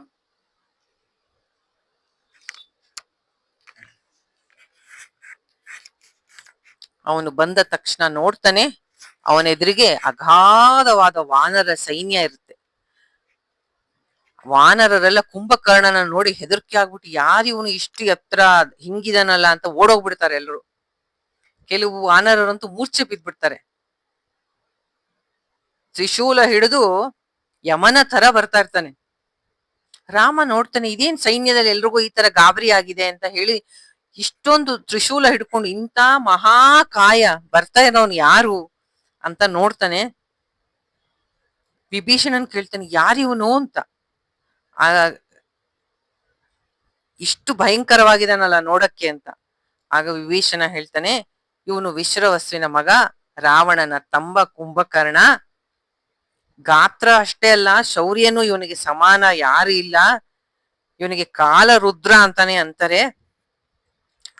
ಇವನು ಹುಟ್ಟದಾಗಿಂದ ಶೂರ, ಮತ್ತೆ ಇವನಿಗೆ ಯಾವಾಗ್ಲೂ ಹಸುವೆ, ತಿನ್ನೋದಕ್ಕೆ ಏನಾದ್ರೂ ಬೇಕು, ಸದಾ ತಿಂತಿದ್ದ. ಅದಕ್ಕೆ ಒಂದು ಸಲ ದೇವೇಂದ್ರನ ಲೋಕಕ್ಕೆ ಹೋಗಿ ಇಂದ್ರನನ್ನೇ ಅಟ್ಯಾಕ್ ಮಾಡಿ ಅಲ್ಲೆಲ್ಲ ದಾಂದ್ಲೆ ಎಬ್ಸಿರ್ತಾನ ಅವನು ಕುಂಭಕರ್ಣ. ಅದಕ್ಕೆ ಇಂದ್ರ ಬ್ರಹ್ಮನಿಗೆ ಹೋಗಿ ಹೇಳ್ತಾನೆ, ಅವನು ಬಹಳ ಬಲಶಾಲಿಯಾಗಿದ್ದಾನೆ ಅಂತ, ಅವನ ಹಸಿವೆ ಒಂದು, ಅವನ ಶೌರ್ಯ ಒಂದು ಅಂತ. ಆಗ ಬ್ರಹ್ಮ ಹೇಳ್ತಾನೆ, ಇನ್ನು ಪುಲಸ್ತ್ಯ ವಂಶದಲ್ಲಿ ಹುಟ್ಟಿರುವ ಇವನು ಯಾವಾಗ್ಲೂ ಇಷ್ಟು ಲೋಕಕ್ಕೆ ಕಂಟಕನಾಗಿದ್ದಾನೆ ಅಂತ ನೀನ್ ನಿದ್ದೆ ಮಾಡ್ತಾ ಇರು ಯಾವಾಗ್ಲೂ. ಆಗ ರಾವಣ ಹೋಗಿ ಕೇಳ್ತಾನೆ, ನೀವ್ ಹಂಗ್ ಸದಾ ನಿದ್ದೆ ಮಾಡ್ತಾ ಇರು ಅಂತ ಅವನಿಗೆ ಹಂಗ್ ಶಾಪ ಕೊಟ್ಬಿಟ್ರೆ ಅವನ ಬಗ್ಗೆ ಅಷ್ಟೊಂದು ಕ್ರೂರರಾಗ್ಬೇಡಿ, ನಿಮ್ ಶಾಪ ಹಿಂದೆ ತಗೊಳ್ಳಿ ಅಂತ ಕೇಳ್ಕೊತಾನೆ. ಆಗ ಬ್ರಹ್ಮ ಹೇಳ್ತಾನೆ 6 ತಿಂಗಳು ನಿದ್ದೆ ಮಾಡ್ಬೇಕು, ಒಂದಿನ ಎದ್ದಿರ್ಬೇಕು, ಆವಾಗ ಅವನಿಗೆ ಏನೇನ್ ಸಿಗುತ್ತೋ ಎಲ್ಲ ತಿಂತಾನೆ, ಮತ್ತಿನ್ನ 6 ತಿಂಗಳು ನಿದ್ದೆ ಮಾಡ್ತಾನೆ ಅಂತ ಒಂದು ಸ್ವಲ್ಪ ಕನ್ಸೆಷನ್ ಕೊಡ್ತಾನೆ. ಈಗ ಯುದ್ಧದಲ್ಲಿ ಸೋತೋದ ರಾವಣ ಇವನನ್ನು ಬಲವಂತದಿಂದ ಎಬ್ಸಿದಾನೆ ಅಂತ ಕಾಣಿಸ್ತಿದೆ, ಅವನು ಬಹಳ ಡೇಂಜರಸ್ಸು ಅಂತ ಹೇಳ್ತಾನೆ. ಹೇಗೆ ಅವನ ಮೇಲೆ ಧೈರ್ಯ ತಗೊಂಡು ಯುದ್ಧ ಮಾಡ್ತಿರೋ ಅಂತ. ರಾಮ ನೀಲ ಅನ್ನೋನ್ನ ಕರೆದು, ನೀನ್ ಹೋಗಿ ವಾನರರನ್ನ ಕರ್ಕೊಂಡು ಹೋಗಿ ರಾವಣನ ಸೈನ್ಯ ಬರುತ್ತಲ್ಲ ಮೇನ್ ಡೋರು ಅಲ್ಲಿ ಕಾಯ್ತಾ ಇರೋ, ನಾನ್ ಇವನನ್ನ ಫೇಸ್ ಮಾಡ್ತೀನಿ ಅಂತ ರಾಮ ಹೇಳ್ತಾನೆ. ಕೆಲವು ಕಪಿಗಳೇನ್ ಮಾಡ್ತಾರೆ, ಕಲ್ಲು ಬಂಡೆ ಮರಗಳನ್ನ ಅವ್ರದ್ದು ಅದೇ ಆಯುಧಗಳಲ್ವಾ ತಂದು ಇವನ ಮೇಲೆ ಎಸೆಯಕ್ ಬರ್ತಾರೆ. ಅವನ ಮೇಲೆ ಏನು ಅದ್ ಎಫೆಕ್ಟೇ ಆಗಲ್ಲ. ಎಲ್ಲ ಕಪಿಗಳು ಏನ್ ಮಾಡ್ತಾರೆ, ಹೆದರ್ಕೊಂಡು ಕುಕ್ಕೊಂಡು ಓಡಕ್ ಶುರು ಮಾಡ್ತಾರೆ. ಎಲ್ಲಿ ತನಕ ಓಡ್ತಾರೆ ಅಂದ್ರೆ ಅವರೇ ಸೇತುವೆ ಕಟ್ಟಿರ್ತಾರಲ್ಲ ಅದ್ರ ತನಕ ಹೊಟ್ಟೋಗ್ತಾರೆ. ಆಗ ಹೋಗಿ ಅಂಗದ ಅವ್ರಿಗೆಲ್ಲ ಧೈರ್ಯ ಹೇಳಿ, ನಾವು ಬಂದಿರೋದು ಯುದ್ಧ ಮಾಡಕ್ಕೆ, ನಾಚಿಕೆಗೇಡು, ಏನಾಗತ್ತೆ ಮಹಾ, ಸೋಲ್ತೀವಿ ಇಲ್ಲ ಸಾಯ್ತೀವಿ, ಆದ್ರೆ ಈ ರಣರಂಗದಲ್ಲಿ ಸತ್ರೆ ಉತ್ತಮ ಲೋಕಗಳ ಪ್ರಾಪ್ತಿ ಆಗತ್ತೆ, ರಣಭೂಮಿಯಿಂದ ಓಡಬಾರ್ದು ಹೆದರ್ಕೊಂಡು, ರಾಮ ಇದಾನೆ ನಮ್ ರಕ್ಷಣೆಗೆ, ಬನ್ನಿ ಹೋಗೋಣ ಅಂತ ಅವ್ರನ್ನ ಕರ್ಕೊಂಡ್ ಬರ್ತಾನೆ. ಆದ್ರೂ ಕಪಿಗಳೇ ಅದಕ್ಕೂ ಧೈರ್ಯ ಇರಲ್ಲ, ಹೆದರ್ಕೊಂಡ್ ಮುಂದೆ ಬರ್ತಾರೆ. ಇದೇನ್ ಹೀಗಿದಾನೆ ಇವನು ಅಂತ. ಅವನ್ ಮಾತು ಮೀರಕ್ಕಾಗದೆ ಅಂಗದನ ಹಿಂದೆ ಬರ್ತಾರೆ. ಬಹಳ ಘೋರವಾಗಿ ಯುದ್ಧ ಮಾಡ್ತಾನೆ ಕುಂಭಕರ್ಣ. ಎಷ್ಟೋ ಜನ ವಾನರರು ಅವನ ಕೈಯಲ್ಲಿ ಸಿಕ್ಕಿ ಸಾಯ್ತಾರೆ. ಯಾರಾದ್ರೂ ಅಲ್ಪ ಸ್ವಲ್ಪ ಜೀವ ಇದ್ರೆ ಕುಂಭಕರ್ಣ ಅವ್ರನ್ನ ತಿಂದು ಬಿಡ್ತಿರ್ತಾನೆ. ರಾಕ್ಷಸರಿಗೆ ವಾನರರು ಒಳ್ಳೆ ಆಹಾರ. ತಿಂದು ತಿಂದು ಮುಂದೆ ಮುಂದೆ ಹೊಡ್ಕೊಂಡು ಹೋಗ್ತಾ ಇರ್ತಾನೆ. ಅರ್ಧ ಜನ ಸಾಯ್ತಾರೆ, ಅರ್ಧ ಜನ ತಿಂತಾನೆ ಅವನು. ಇದರಿಂದ ವಾನರ ಸೈನ್ಯಕ್ಕೆ ತುಂಬಾ ತೊಂದರೆ ಆಗತ್ತೆ. ಹನುಮಂತ ಇನ್ನೊಬ್ಬ ವಿವಿಧ ಅಂತ ಇರ್ತಾರೆ, ಇಬ್ರು ಸೇರಿ ಇವನ್ ಜೊತೆ ಯುದ್ಧ ಮಾಡಕ್ ಹೋಗ್ತಾರೆ. ಆದ್ರೆ ಹನುಮಂತ ನೋಡಿ ಎಷ್ಟು ಧೈರ್ಯವಂತ ಅಂದ್ರೆ, ಅವನನ್ನ ಎತ್ತಿ ನೆಲಕ್ಕೆ ಅಪ್ಪಳಿಸ್ತಾನೆ. ಕುಂಭಕರ್ಣನ ಬಾಯಿಂದ ರಕ್ತ ಬರುತ್ತೆ. ಕುಂಭಕರ್ಣ ತ್ರಿಶೂಲ ತೆಗೆದು ಹನುಮಂತನ ಮೇಲೆ ಎಸಿತಾನೆ. ಈ ರೀತಿ ಯಾರ ಕೈಲೂ ಅವನನ್ನು ಸೋಲ್ಸಕ್ಕಾಗಲ್ಲ. ಕುಂಭಕರ್ಣ ಎಲ್ಲ ಕಪಿಗಳು ಸೇರಿ ಒಟ್ಟಿಗೆ ಕಚ್ಚಕ್ ಶುರು ಮಾಡ್ತಾರೆ. ಎಲ್ಲರನ್ನು ಕಿತ್ತು ಕಿತ್ತು ಎಸ್ಬಿಡ್ತಾನೆ.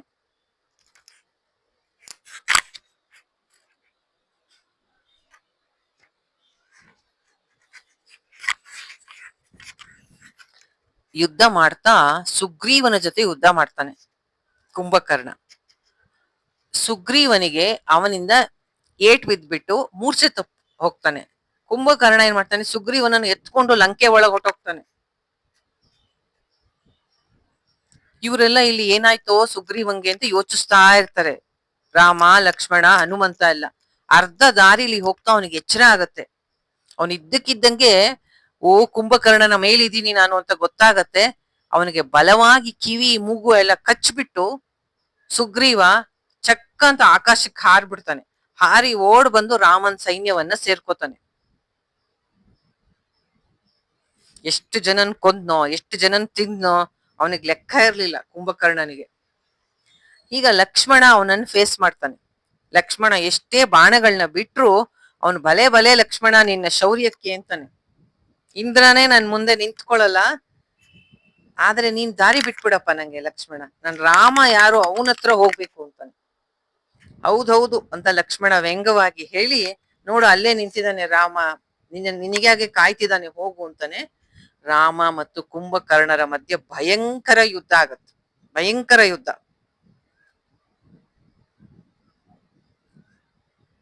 ದೊಡ್ಡ ದೊಡ್ಡ ಬಂಡೆಗಳನ್ನ ತೆಗೆದು ರಾಮನ ಮೇಲೆ ಹಾಕಕ್ ಹೋಗ್ತಾನೆ. ರಾಮ ಒಂದೊಂದು ಬಾಣದಿಂದಲೂ ಆ ಬಂಡೆಗಳನ್ನ ತಡಿತಾನೆ. ರಾಮ ತನ್ನ ಕೋದಂಡವನ್ನ ಹಿಡಿದು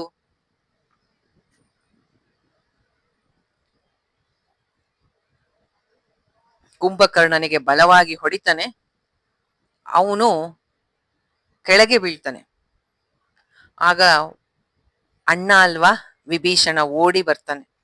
ಕುಂಭಕರ್ಣ ಕೇಳ್ತಾನೆ, ನೀನು ಹೊಡಿ ವಿಭೀಷಣ, ಇದು ಯುದ್ಧ ಭೂಮಿ, ಯುದ್ಧ ಭೂಮಿಯಲ್ಲಿ ಹೊಡಿಬೋದು, ಅಣ್ಣ ತಮ್ಮ ಸೋದರ ಅಂತ ಬೇಡ. ನೀನು ನಮ್ ಕಡೆ ಬಿಟ್ಟು ರಾಮನ್ ಕಡೆ ಹೋಗಿ ಸೇರ್ಕೊಂಡಿದ್ಯಾ, ಒಳ್ಳೇದೇ ಆಯ್ತು ಬಿಡು. ನಮ್ಮ ವಂಶಕ್ ನೀನು ಒಬ್ನಾರು ಉಳ್ಕೋತೀಯ. ಸತ್ಯ ಧರ್ಮನ ಪಾಲಿಸ್ತಾ ಇದ್ದಿದ್ ನೀನ್ ಒಬ್ನೇ. ರಾಮನ ಅನುಗ್ರಹದಿಂದ ನಿನಗೆ ರಾಕ್ಷಸ ರಾಜ್ಯ ಸಿಗತ್ತೆ. ಈಗ ನನಗೆ ಯುದ್ಧಕ್ಕೆ ಅಡ್ಡ ಬರ್ಬೇಡ. ನಾನು ರಾಮನ್ ಜೊತೆ ಕಡೆ ಇದ್ದೀನಿ, ರಾಮನ್ ಜೊತೆ ಯುದ್ಧ ಮಾಡ್ತೀನಿ. ಆಗ ವಿಭೀಷಣ ಹೇಳ್ತಾನೆ, ಅಣ್ಣ ನನ್ನನ್ನು ತಪ್ಪು ತಿಳ್ಕೊಬೇಡ. ರಾಕ್ಷಸ ವಂಶ ಉಳಿಸ್ಬೇಕು ಅಂತಾನೆ ನಾನು ಬಹಳ ಪ್ರಯತ್ನ ಪಟ್ಟೆ, ಬುದ್ಧಿವಾದ ಹೇಳ್ದೆ, ಕೇಳಲಿಲ್ಲ ರಾವಣ. ಆದ್ರಿಂದ ನಾನು ರಾಮನ ಕಡೆ ಬಂದೆ ಅಂತ ಹೇಳ್ತಾನೆ.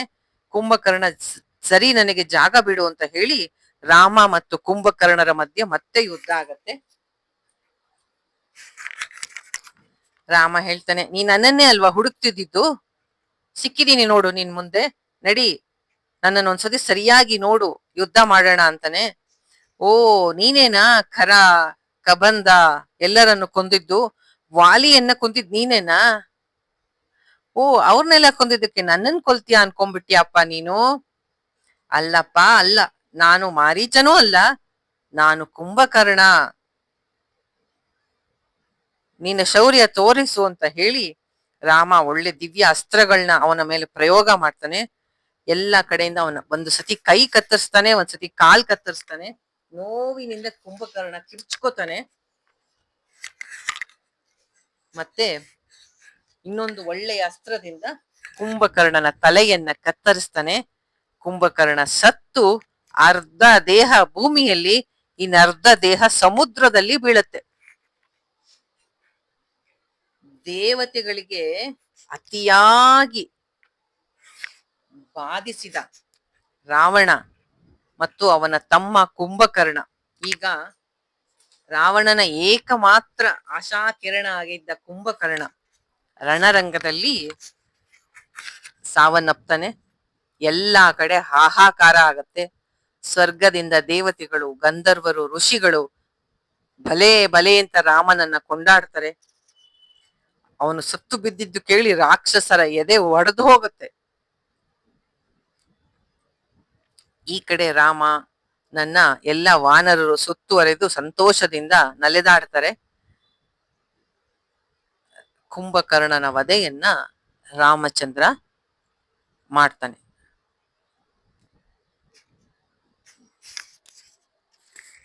ಎಂತಹ ವಾನರರಲ್ಲಿ ಉತ್ಸಾಹ, ರಾಕ್ಷಸರಿಗೆ ದೊಡ್ಡ ಆಘಾತ. ಕುಂಭಕರ್ಣನ ವಧೆ ಆಗೋಯ್ತು. ಈಗ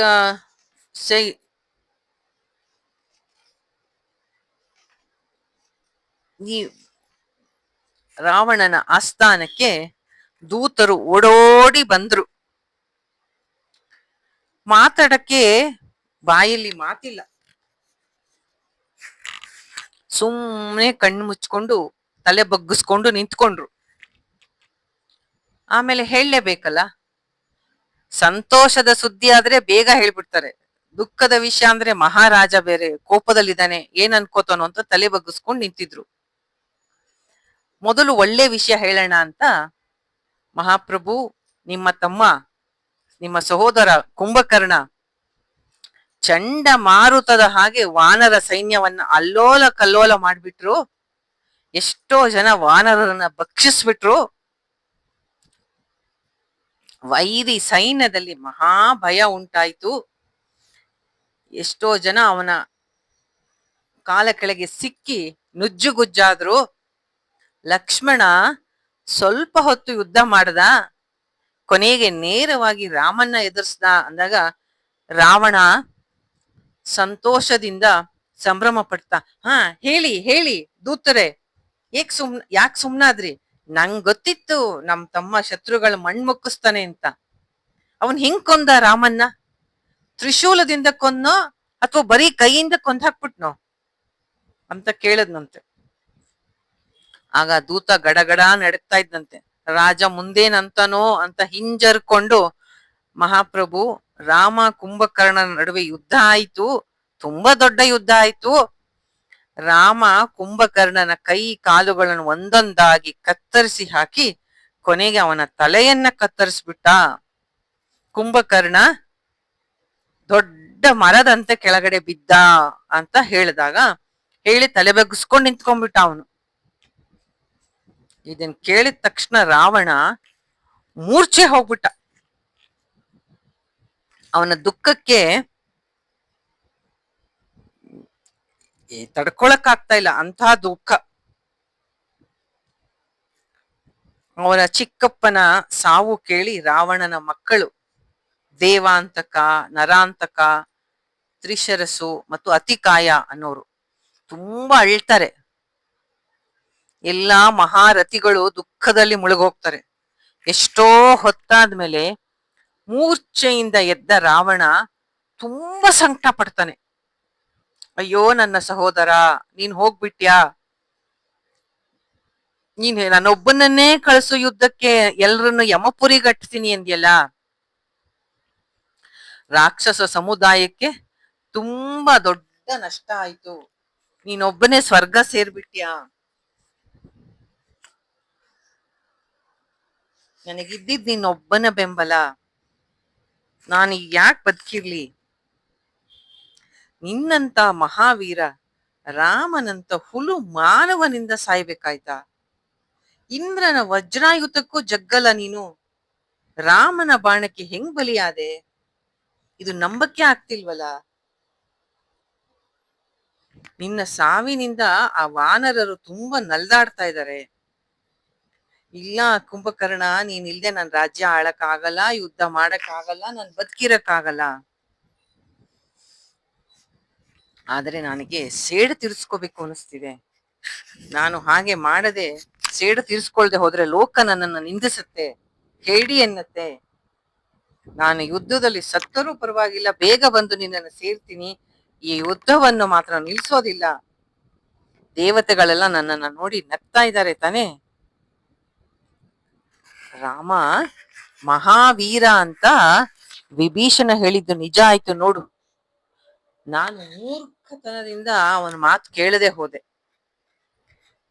ನನಗೆ ಅತ್ಯಂತ ಪ್ರಿಯ ಒಬ್ಬ ಪ್ರಹಸ್ತ, ಒಬ್ಬ ಕುಂಭಕರ್ಣ, ಇಬ್ಬರು ಈಗ ಇಬ್ಬರಿಗೂ ಮೃತ್ಯು ಬಂದಿದೆ. ಎಂತ ಒಳ್ಳೆ ಸ್ವಭಾವ ವಿಭೀಷಣದು, ನಾನಾಗಿ ಅವನನ್ನು ಅಟ್ಬಿಟ್ಟೆ, ಅಂತಹ ಒಳ್ಳೆಯವನಿಗೆ ನೋವು ಕೊಟ್ಟಿದ್ದಕ್ಕೆ ಈಗ ಅನ್ಭವಿಸ್ತಾ ಇದ್ದೀನಿ ನೋಡು. ರಾವಣನ ದುಃಖ ಅಲ್ಲಿ ಅವನನ್ನ ನೋಡಿದ ಯಾರಿಗಾದ್ರೂ ಆಗ್ಲಿ ಅಯ್ಯೋ ಪಾಪ ಅನಿಸ್ತಿತ್ತು.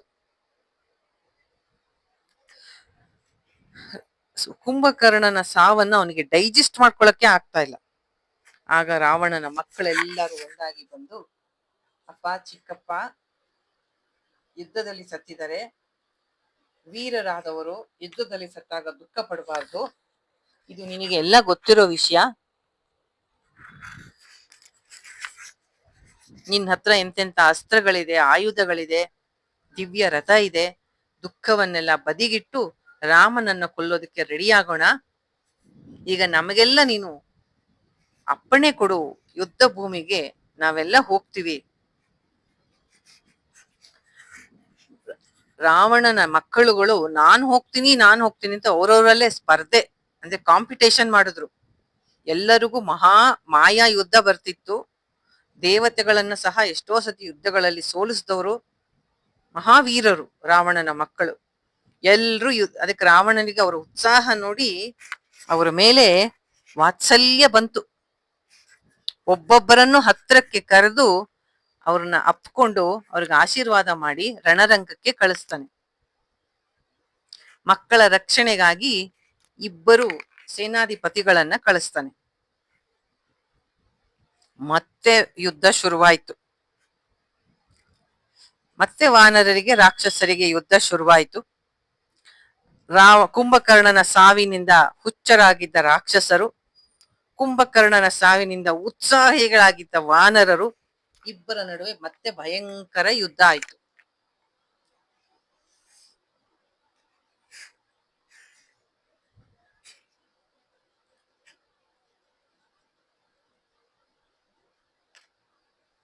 ಅಂಗದನಿಗೂ ನರಾಂತಕ ಅನ್ನೋ ರಾವಣನ ಮಗನಿಗೂ ಯುದ್ಧ ಆಗಿ ಅಂಗದ ಅವನನ್ನ ಸಾಯಿಸ್ತಾನೆ.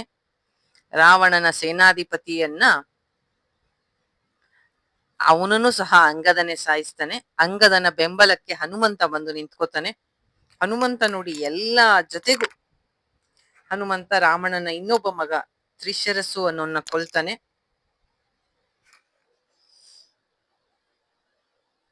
ಅತಿಕಾಯ ಅನ್ನೋನು ಕೊನೆಗೆ ಬರ್ತಾನೆ. ತನ್ನ ಸೋದರರು ತಮ್ಮ ಜೊತೆ ಬಂದ ಸೇನಾಧಿಪತಿಗಳೆಲ್ಲ ಸತ್ತಿದ್ದಕ್ಕೆ ಅವನು ಅತಿಕಾಯ ಅನ್ನೋನು ಕುಂಭಕರ್ಣನ್ ಹಾಗೆ ಎತ್ತರಕ್ಕೆ ದಪ್ಪಕ್ಕಿರ್ತಾನೆ. ಓ ಮತ್ತೆ ಕುಂಭಕರ್ಣ ಬಂದ ಅಂತ ವಾನರರೆಲ್ಲ ಹೆದರ್ಕೊಂಡು ಓಡಕ್ ಶುರು ಮಾಡ್ತಾರೆ. ಆಗ ವಿಭೀಷಣ ಹೇಳ್ತಾನೆ, ಇಲ್ಲ ಇಲ್ಲ ಇಲ್ಲ, ಇದು ಕುಂಭಕರ್ಣ ಅಲ್ಲ, ಇದು ರಾವಣನ ಮಗ ಅತಿಕಾಯ ಆ ಅಂತ ಹೇಳಿ ಅವ್ರಿಗೆಲ್ಲ ಧೈರ್ಯ ಕೊಡ್ತಾನೆ. ಇವನು ತುಂಬಾ ವೀರ ಅಂತ ಹೇಳ್ತಾನವನು. ಆ ಅತಿಕಾಯ ಅಷ್ಟರಲ್ಲಿ ವಾನರ ಸೈನ್ಯಕ್ಕೆ ತುಂಬಾ ಹಾನಿ ಮಾಡ್ತಾ ಇರ್ತಾನೆ. ಆಗ ಅವನನ್ನ ಲಕ್ಷ್ಮಣ ಎದುರಿಸಿ ಬಹಳ ಘೋರ ಯುದ್ಧ ಆಗತ್ತೆ. ಲಕ್ಷ್ಮಣ ಅವನನ್ನ ನಾಶ ಮಾಡ್ತಾನೆ. ಅವನಿಗೆ ಬ್ರಹ್ಮಾಸ್ತ್ರ ಪ್ರಯೋಗ ಮಾಡಿ ಲಕ್ಷ್ಮಣ ರಾವಣನ ಮಗನಾದ ಅತಿಕಾಯ ಅನ್ನೋನ್ನ ನಾಶ ಮಾಡ್ತಾನೆ. ಹೀಗೆ ರಾವಣನ 4 ಮಕ್ಕಳು, ಅವನ ಜೊತೆ ಬಂದಂತ ರಾವಣನ ಮುಖ್ಯ ಸೇನಾಧಿಪತಿಗಳ ನಾಶ ಆಗತ್ತೆ. ಯುದ್ಧಕ್ಕೆ ಹೋಗಿದ್ದ ಎಲ್ಲ ಎಳೆಯರು ಲಕ್ಷ್ಮಣನಿಂದ ಮತ್ತು ಅಂಗದನಿಂದ ಹತರಾದರು ಅನ್ನೋದನ್ನ ತಿಳಿದು ರಾವಣನ ಈ ವಾರ್ತೆ ರಾವಣನಿಗೆ ತಲುಪತ್ತೆ. ರಾವಣನಿಗೆ ಒಂದು ಕಡೆ ಕೋಸಲ ಸೋದರರು, ಕೋಸಲ ದೇಶ ಅಂದ್ರೆ ರಾಮ ಲಕ್ಷ್ಮಣರ ಮೇಲೆ ಕೋಪ, ಇನ್ನೊಂದು ಕಡೆ ಭಯ. ಮನಸ್ಸಿಲ್ಲ, ಆದರೂ ಮನಸ್ಸಿನಿಂದ ಅವನಿಗೆ ಒಪ್ಕೋಬೇಕಾಯ್ತು. ಏನಂತ? ರಾಮ ಲಕ್ಷ್ಮಣರು ಶತ್ರುಗಳೇ ಆದರೂ ಮಹಾ ಶೂರವೀರರು. ಧೂಮ್ರಾಕ್ಷ, ಅಕಂಪನ, ಪ್ರಹಸ್ತ, ಕುಂಭಕರ್ಣ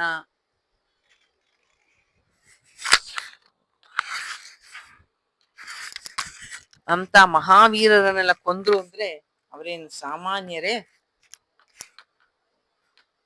ಕೇಳಿಸ್ತಾ ಇದೆಯಾ ನಾ ಮಾತಾಡೋದು? ಯಾವುದೋ ಒಂದು ಫೋನ್ ಬಂತು, ಡಿಸ್ಕನೆಕ್ಟ್ ಆಯ್ತಾ?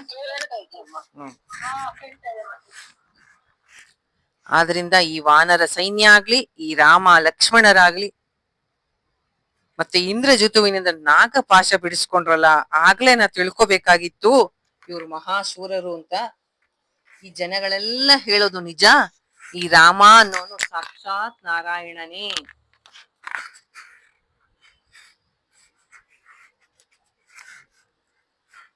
ಆಗ ರಾವಣ ಒಂದು ಯೋಚನೆ ಮಾಡ್ದ. ಲಂಕೆಯ ದ್ವಾರವನ್ನೆಲ್ಲ ಮತ್ತೆ ಬಿಗಿಗೊಳಿಸ್ದ. ಸೀತೆ ಇರೋ ಅಶೋಕವನವನ್ನ ಡಬಲ್ ಸೆಕ್ಯೂರಿಟಿ ಅಲ್ಲಿಗೆ. ತನ್ನ ಎಳೆಯ ವಯಸ್ಸಿನ ಮಕ್ಕಳೆಲ್ಲ ನಾಶ ಆಗಿರೋದು ಅವನಿಗೆ ನೋವನ್ನ, ಗಾಬರಿಯನ್ನ, ದುಃಖವನ್ನ ತಂದ್ಕೊಂತು. ಮೂರ್ಛೆ ಹೋಗ್ತಾನೆ, ಹೇಳ್ತಾನೆ, ಕಣ್ಣೀರ್ ಸುರಿಸ್ತಾನೆ. ಆದ್ರೆ ಅವನಿಗೆ ಸಮಾಧಾನ ಹೇಳೋರು ಯಾರು? ಈ ಒಂದು ಕಂಡೀಷನ್ ಅಲ್ಲಿ ಬಹಳ ಒಂದು ದಯನೀಯವಾದ ಸ್ಥಿತಿಯಲ್ಲಿ ರಾವಣ ಇದ್ದ.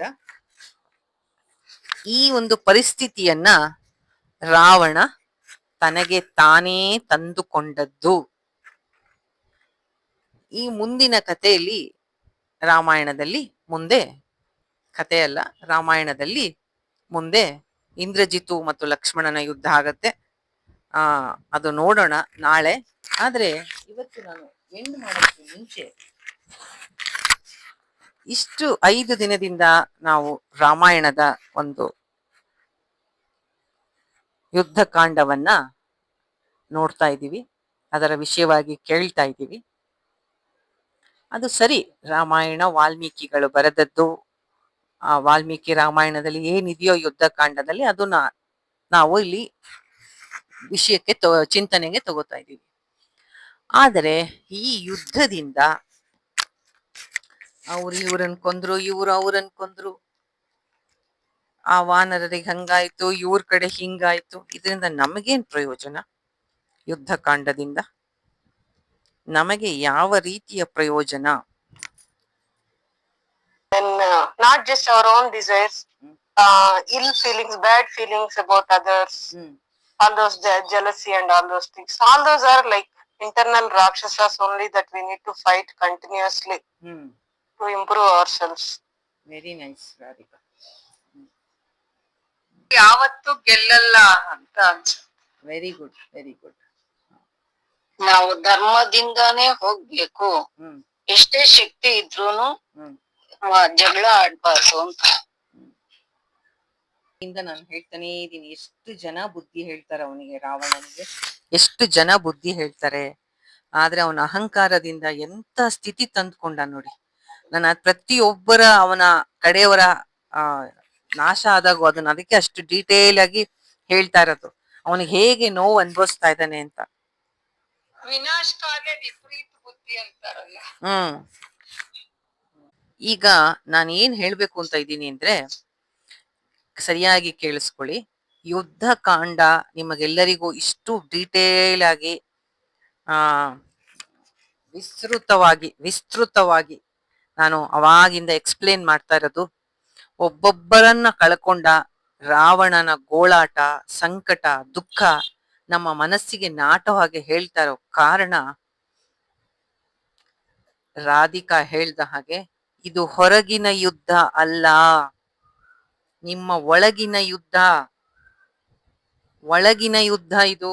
ಯುದ್ಧ ಕಾಂಡ ಅಂದ್ರೆ ನಿಮ್ಮ ಮನಸ್ಸಲ್ಲಿ ನಡೀತಾ ಇದೆ. ನಿಮ್ಮ ಮನಸ್ಸು. ಅಲ್ಲಿ ರಾವಣ ಯಾರು? ನಿಮ್ಮ ಅಹಂಕಾರ, ನಾನು ನನ್ನದು. ನಿಮಗೆ ಅದನ್ನ ಅಪ್ಲೈ ಮಾಡ್ಕೋಬೇಕು.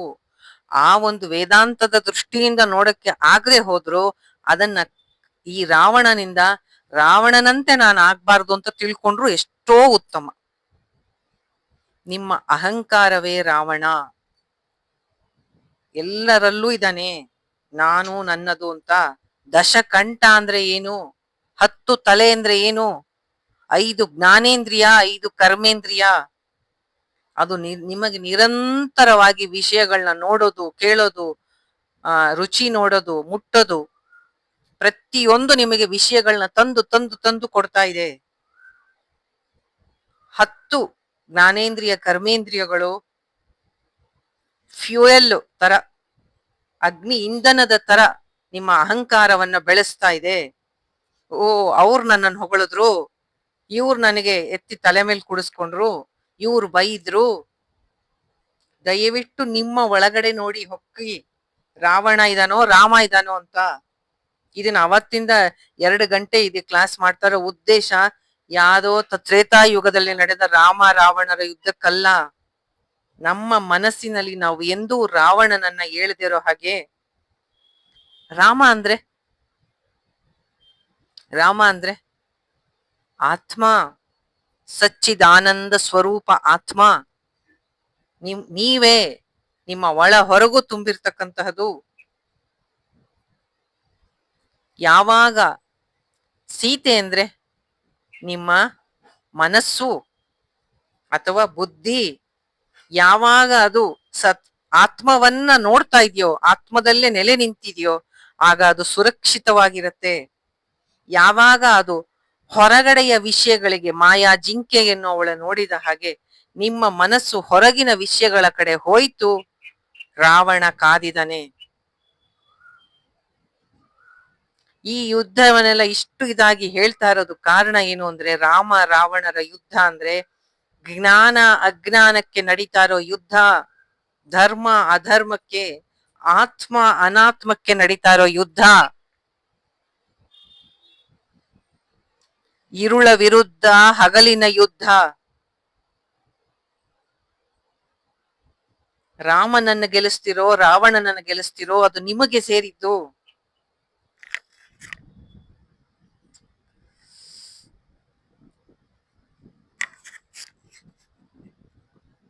ಮನಸ್ಸಿನಲ್ಲಿ ಇರತಕ್ಕಂತಹ ಕಾಮ, ಕ್ರೋಧ, ಲೋಭ, ಮೋಹ, ಮದ, ಮಾತ್ಸರ್ಯ ಯಾವ್ದೋ ರಾಮಾಯಣ ಕಾಲದಲ್ಲಿ ಹಿಂಗಾಯ್ತಂತೆ, ಮಹಾಭಾರತದ ಕಾಲದಲ್ಲಿ ಹಿಂಗಾಯ್ತಂತೆ ಅಲ್ಲ. ನಿತ್ಯ ನಿಮಗ್ ಅಪ್ಲೈ ಮಾಡ್ಕೊಳ್ಳಿ. ನಿಮ್ಮಲ್ಲಿ ಅಹಂಕಾರ ಇದ್ದು ಕುಣಿತಾ ಇದೆ ಅಂದ್ರೆ ರಾವಣ ಕುಣಿತಿದ್ದಾನೆ ಅಂತ. ವಿಜೃಂಭಿಸ್ತಿದ್ದಾನೆ ಅಂತ.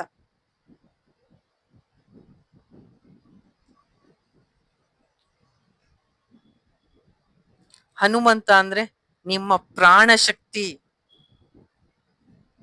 ಯಾವಾಗ ಪ್ರಾಣ ಶಕ್ತಿಯನ್ನ ನೀವು ಎಚ್ಚರಿಸ್ಕೋತಿರೋ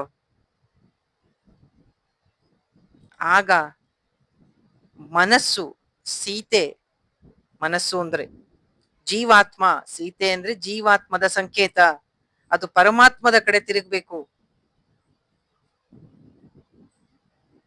ನಿಮ್ಮ ಒಳಗಿರ್ತಕ್ಕಂತಹ ಶತ್ರುಗಳನ್ನ ಓಡಿಸ್ಬೇಕು. ಯುದ್ಧ ಅಂದ್ರೆ ನಿಮ್ಮ ಒಳಗಡೆ ನಡೀತಾ ಇರೋದು. ಇಲ್ಲಿ ಯಾವುದೋ ಕುರುಕ್ಷೇತ್ರ ಯುದ್ಧ, ಲಂಕಾ ಯುದ್ಧ ಅಲ್ಲ, ನಿಮ್ಮ ಮನಸ್ಸಿನಲ್ಲಿ ನಡೆಯೋ ಯುದ್ಧ ಇದು. ಯಾವಾಗ ಈಗೋನ ಗೆಲ್ಲಿಸ್ತಿರೋ ಈ ರಾವಣನ ಹಾಗೆ ದಯನೀಯ ಆಗತ್ತೆ ಸ್ಥಿತಿ. ಯಾವಾಗ ಹೊಗಳಿಕೆಯ ಹಿಂದೆ, ನೇಮ್ ಫೇಮ್ ಶಕ್ತಿಯ ಹಿಂದೆ ಬೀಳ್ತೀರಾ, ಏಟು ಬೀಳತ್ತೆ. ಯಾರಿಗೆ ಗೋಳಾಡ್ತಿದಾನಲ್ಲ ರಾವಣ, ನಿಮ್ಮ ಅಹಂಕಾರಕ್ಕೆ ಏಟು ಬೀಳತ್ತೆ. ನಾವು ಸಂಸಾರಕ್ಕೆ ಸಿಕ್ಕಾಕೋತೀವಿ, ಸಂಸಾರದ ದುಃಖಗಳು ಬಂಧಿಸತ್ತೆ. ಅವನ ಸ್ಥಿತಿಯನ್ನು ನೋಡಿ ಅಯ್ಯೋ ದಯನೀಯ ಅನ್ಬೇಡಿ. ನಾವು ಅದೇ ದಿನಾ ಗೋಳಾಡ್ತೀವಲ್ಲ, ಹಂಗಾಯ್ತು ನಂಗೆ ಹಿಂಗಾಯ್ತು. ಯಾಕೆ ಅಂದ್ರೆ ನಾವು ರಾಮನ ಕಡೆ ತಿರುಗಿಲ್ಲ. ಇಲ್ಲಪ್ಪ ನಾನ್ ತಿರುಗಿದ್ದೀನಿ, ನಾನ್ ದಿನಾ ರಾಮನಾಮ ಜಪ ಮಾಡ್ತೀನಿ. ವಿಚಾರದಿಂದ ರಾಮನ ಕಡೆ ತಿರುಗಿ, ಆತ್ಮದ ಕಡೆ ತಿರುಗಿ. ಎಷ್ಟು ನೀವು ರಾಮನ ಕಡೆ, ಆತ್ಮ ಅಂದ್ರೆ ರಾಮ, ಆತ್ಮ ರಾಮ, ಆತ್ಮದ ಕಡೆ ತಿರುಗ್ತೀರಿ, ಅಷ್ಟು ಸೇಫ್ ಆಗಿರ್ತೀರಿ. ಸಂಸಾರ ಬಂಧನದಿಂದ ಬಿಡುಗಡೆ. ಆಚಾರ್ಯರ ಮಾತುಗಳನ್ನ ನಾಪಿಸ್ಕೊಳ್ಳಿ. ಭಜಗೋವಿಂದಮಲ್ಲಿ ಏನ್ ಹೇಳಿದರೆ ನಾಪಿಸ್ಕೊಳ್ಳಿ. ಸೀತೆ ಅಂದ್ರೆ ಯಾರೋ ಜನಕರಾಜನ ಮಗಳು, ರಾಮ ಅಂದ್ರೆ ಯಾರೋ ದಾಶರಥೆ ಅಲ್ಲ, ರಾಮ ನಿಮ್ಮ ಅಂತರಾತ್ಮ. ಅದನ್ನೇ ಕೃಷ್ಣ ಇದ್ರಲ್ಲಿ ಹೇಳಿರೋದು ಗೀತೆಯಲ್ಲಿ, ಅಹಂ ಆತ್ಮ ಗುಡಾಕೇಶ ಸರ್ವಭೂತ ಶಯಸ್ಥಿತ. ರಾಮ ಎಲ್ಲೋ ಹೊರಗಿಲ್ಲ, ನಿಮ್ಮ ಅಂತರಾತ್ಮನಾಗಿ ನಿಮ್ಮಲ್ಲೇ ನಿಂತು ನೋಡ್ತಾ ಇದ್ದಾನೆ, ಯಾವಾಗ ನೀವು ಅವನ ಕಡೆ ತಿರುಗ್ತೀರಾ ಅಂತ. ನಿಮ್ಮನ್ನ ಅಪ್ಕೊಳಕ್ಕೆ ರೆಡಿ ಆಗಿದ್ದಾನೆ ರಾಮ. ಇಲ್ಲ ಹನುಮಂತನ ಹಾಗೆ ಲಕ್ಷ್ಮಣನ ಹಾಗೆ ಬುದ್ಧಿ ಉಪಯೋಗಿಸಿ ರಾಮನ ಕಡೆ ತಿರುಗಿದ್ರಿ, ಸೇಫ್ ಆದ್ರಿ. ಇಲ್ಲ ಸಂಸಾರ ಅದು ಚೆನ್ನಾಗಿದೆ ಇದು ಚೆನ್ನಾಗಿದೆ ಅಂತ ಸಂಸಾರದ ಹಿಂದೆ ಬೆನ್ನತ್ತಿದ್ವಿ, ರಾವಣನ ಸ್ಥಿತಿ ಈಗ ಏನಾಗಿದೆ, ಬೇಡ ಬೇಡ ಅಂತ ಎಲ್ಲ ಬುದ್ಧಿ ಹೇಳಿದ್ರು, ಅವನು ಹಠ, ಅವನು ಹಾಗೆ ಹೀಗೆ. ನಾವು ಅದೇ ಬೇಡ ಬೇಡ, ಪೆಟ್ಟು ತಿಂತೀಯಾ ಅಂತ ಶಾಸ್ತ್ರ ಹೇಳತ್ತೆ, ಗುರುಗಳು ಹೇಳ್ತಾರೆ, ಆಚಾರ್ಯರು ಹೇಳ್ತಾರೆ, ಮತ್ತೆ ಮತ್ತೆ ಓಡ್ತೀವಿ ಹೊರಗಡೆ.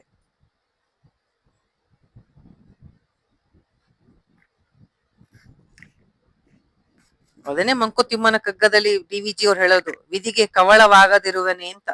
ಕವಳ ಅಂದ್ರೆ ಊಟ ಅಂತ. ವಿಧಿಯ ಬಾಯಿಗೆ ಸಿಕ್ತಿವಿ, ಯಾಕೆ ಅಂಟ್ಕೊಂಡಿದೀವಿ ಸಂಸಾರಕ್ಕೆ. ಅದು ಬೇಕು ಇದು ಬೇಕು, ಅದು ಬೇಕು ಇದು ಬೇಕು, ಅದು ಬೇಡ, ಅವ್ರ ಕಂಡ್ರೆ ಆಗಲ್ಲ, ಇವ್ರ ಕಂಡ್ರೆ ಆಗತ್ತೆ. ಇದು ನಮ್ಮ ಒಳಗಿನ ಯುದ್ಧ. ಅದಕ್ಕೆ ಇಷ್ಟು ಹೊತ್ತಿಂದ ಡೀಟೇಲ್ ಆಗಿ ಹೇಳ್ತಾ ಇರೋದು. ನಮ್ಮ ವಿಷಯ ತಂದ್ರೆ ಆಗಲ್ಲ, ಯಾಕೆಂದ್ರೆ ನಾವು ಒಳಗೆ ತಿರುಗೋ ಅಭ್ಯಾಸವೇ ಇಲ್ಲ ನಮಗೆ. ಯಾರೋ ರಾಮ ಸೀತೆ ಲಕ್ಷ್ಮಣ ಅವ್ರನ್ನ ಅನಲೈಸ್ ಮಾಡ್ತಾ ಇರೋಣ ಅಂತ. ಈಶಾವಾಸ್ಯಂ ಇದಂ ಸರ್ವಂ, ನೀವ್ ಎಲ್ಲರೂ ಹೇಳಿದ್ದು ಸರಿ, ಅದನ್ನೆಲ್ಲ ನಿಮಗ್ ಅಪ್ಲೈ ಮಾಡ್ಕೊಳ್ಳಿ.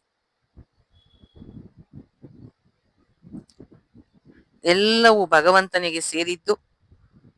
ನನ್ನ ಪಾಲಿನ ಕೋಟ ಏನ್ ಕೊಟ್ಟಿದ್ದಾನೆ ಅದನ್ನ ನಾನು ಅವನ ಮಹಾಪ್ರಸಾದ, ಪಾಲಿಗೆ ಬಂದದ್ದು ಪಂಚಾಮೃತ.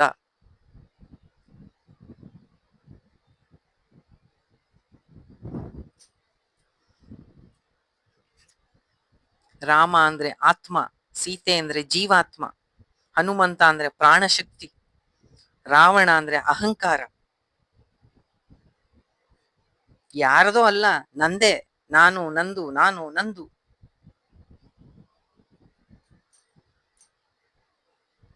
ಸ್ವಾಮಿ ಚಿನ್ಮಯಾನಂದ ಇದನ್ನೆಲ್ಲ ಸಿಂಬಾಲಿಕ್ ಆಗಿ ತಗೊಂಡು ನಿಮಗ್ ಅಪ್ಲೈ ಮಾಡ್ಕೊಳ್ಳಿ, ನಿಮ್ಮನ್ನ ಟ್ರಾನ್ಸ್ಫಾರ್ಮ್ ಮಾಡ್ಕೊಳ್ಳಿ. ಇಲ್ಲ ನಾನ್ ಮಾಡ್ಕೊಳ್ಳಲ್ಲ, ಇದನ್ನ ಕತೆ ತರ ಓದ್ತೀನಿ, ರಾಮನವಮಿ ದಿನ ರಾಮನ್ ಫೋಟೋ ಇಟ್ಬಿಡ್ತೀನಿ, ಪಾನಕ ಕೋಸಂಬರಿ ಮಾಡಿ ಜೈ ಅಂತೀನಿ ಅಂದ್ರೆ ಅನ್ಭವಿಸ್ತೀವಿ, ರಾವಣ ಆಗ್ತೀವಿ ಅಷ್ಟೆ. ರಾವಣ ಹೆಂಗಿ ಕಷ್ಟ ಪಡ್ತಾ ಇದ್ದಾನೆ, ಮಕ್ಕಳನ್ನ ಕಳ್ಕೊಂಡ, ತಮ್ಮನ್ ಕಳ್ಕೊಂಡ, ಹೆಂಗೆ ಸಂಕಟ ಪಡ್ತಾ ಇದ್ದಾನೆ. ನಮ್ಮ ಈಗೋ ಆ ತರ ಸಂಕಟ ಪಡುತ್ತೆ. ಯಾವಾಗ ಪೆಟ್ಟು ತಿನ್ನತ್ತೆ, ಏಟು ಬೀಳತ್ತೆ. ಅದಕ್ಕೆ ಯಾಕೆ ಬೀಳುತ್ತೆ? ಅಂಟ್ಕೊಳ್ಳುತ್ತೆ ಸಂಸಾರಕ್ಕೆ, ನಾನು ನಂದು ಅಂತ. ಅವಾಗ ಇದೇ ರೋದನ ನಮ್ದು, ಅರಣ್ಯ ರೋದನ ಎಲ್ರದು. ರಾಮಾಯಣದಿಂದ ತಿಳಿಬೇಕಾದದ್ದು ನೀವೆಲ್ಲರೂ ಹೇಳಿದ್ದು ಸರಿ, ಆದ್ರೆ ಅದನ್ನ ಯಾರಿಗೋ ಅಲ್ಲ, ನಮಗ್ ಅಪ್ಲೈ ಮಾಡ್ಕೋಬೇಕು. ನಮ್ಮ ಅಹಂಕಾರವನ್ನ ತಗ್ಗಿಸ್ಬೇಕು. ಯಾರಾದರೂ ನಮಗೆ ಒಳ್ಳೆಯ ಹಿತವಚನ ಹೇಳಿದರೆ ಅಹಂಕಾರದಿಂದ ನೋಡದೆ, ಅದು ನನಗೆ ನಿಜವಾಗ್ಲೂ ಅದರಿಂದ ಪ್ರಯೋಜನ ಆಗತ್ತೆ ಅಂದ್ರೆ ನಮ್ಮನ್ನು ಬದಲಾಯಿಸ್ಕೊಳ್ಳಕ್ಕೆ ಪ್ರಯತ್ನ ಪಡಬೇಕು. ಈ ಅಹಂಕಾರ ಅನ್ನೋದು ಹೇಗೆ ಗೊತ್ತಾ? ಯಾವಾಗಲೂ ಹಾವು ಹಾವಿನ ವಿಷಕ್ಕೆ ಹೋಲಿಸ್ತಾರೆ.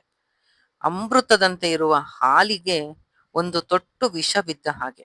ಯಾರೋ ಪ್ರೀತಿಯಿಂದ ಒಂದು ಮಾತು ಕಾಳಜಿಯಿಂದ ಹೇಳಿದ್ರೆ ನಾವು ಅಹಂಕಾರದಿಂದ ಅದನ್ನ ರಾವಣನ ಹಾಗೆ ತಳ್ತೀವಿ. ನಮ್ಮನ್ನ ನಾವು ಬದಲಾಯಿಸ್ಕೊಳ್ಳುವಂತ ಒಂದು ಪ್ರಯತ್ನವೇ ರಾಮಾಯಣ ಓದಿದ ಮೇಲೆ ಎಲ್ಲ ಮಹನೀಯರು ಹೇಳ್ತಾರೆ, ಒಂದೊಂದು ಅಧ್ಯಾಯವನ್ನ ನೀವು ರಾಮಾಯಣ ಓದ್ತಾ ಹೋದ್ರೆ ನಿಮ್ಮಲ್ಲಿ ಬದಲಾವಣೆ ಆಗ್ಬೇಕು. ರಾಮಾಯಣ ಓದೋದು, ಈಗ ನೀವೇ ಯಾರೋ ಹೇಳಿದ್ರಲ್ಲ, ಅಣ್ಣ ತಮ್ಮಂದ್ರ ಹತ್ರ ಜಗಳ ಆಡೋದು. ರಾಮಾಯಣ ಓದೋದು ಮನೇಲಿ ಗಂಡ ಹೆಂಡತಿ ಜಗಳ ಆಡೋದು. ಆಗ ನಿಮ್ಮಲ್ಲಿರುವ ರಾಮನನ್ನ ಸಪ್ರೆಸ್ ಮಾಡಿ, ರಾಮನನ್ನ ತುಳಿದು ರಾವಣನನ್ನ ಅಟ್ಟಕ್ಕೆ ಏರಿಸ್ತಾ ಇದ್ದೀರ. ಅಷ್ಟೇ ಮಾಡ್ತಾ ಇರೋದು. ಯಾವಾಗ ನಮ್ಮ ಕಾನ್ಶಿಯಸ್ನೆಸ್ಸು ರಾಮಾಯಣ ಓದ್ತಾ ಓದ್ತಾ ಅಯೋಧ್ಯ ಕಾಂಡ ಓದಿದ್ರೆ ತಂದೆ ತಾಯಿ ಜೊತೆ ಹೇಗೆ ನಡ್ಕೋಬೇಕು, ಅಣ್ಣ ತಮ್ಮಂದರ ಜೊತೆ ಹೇಗೆ ನಡ್ಕೋಬೇಕು, ಅರಣ್ಯ ಕಾಂಡ ಓದಿದ್ರೆ ಪತ್ನಿಯನ್ನ ಎಷ್ಟು ಗಾಢವಾಗಿ ಪ್ರೀತಿಸ್ತಾನೆ, ಸ್ನೇಹಿತರಿಗೆ ಕಿಷ್ಕಿಂಧ ಕಾಂಡ ಓದಿದಾಗ ಎಷ್ಟು ಬೆಲೆ ಕೊಡ್ತಾನೆ ರಾಮ ಸ್ನೇಹಕ್ಕೆ. ಅದು ನಮ್ಮಲ್ಲಿ ಬದಲಾವಣೆ ಆಗ್ಬೇಕು.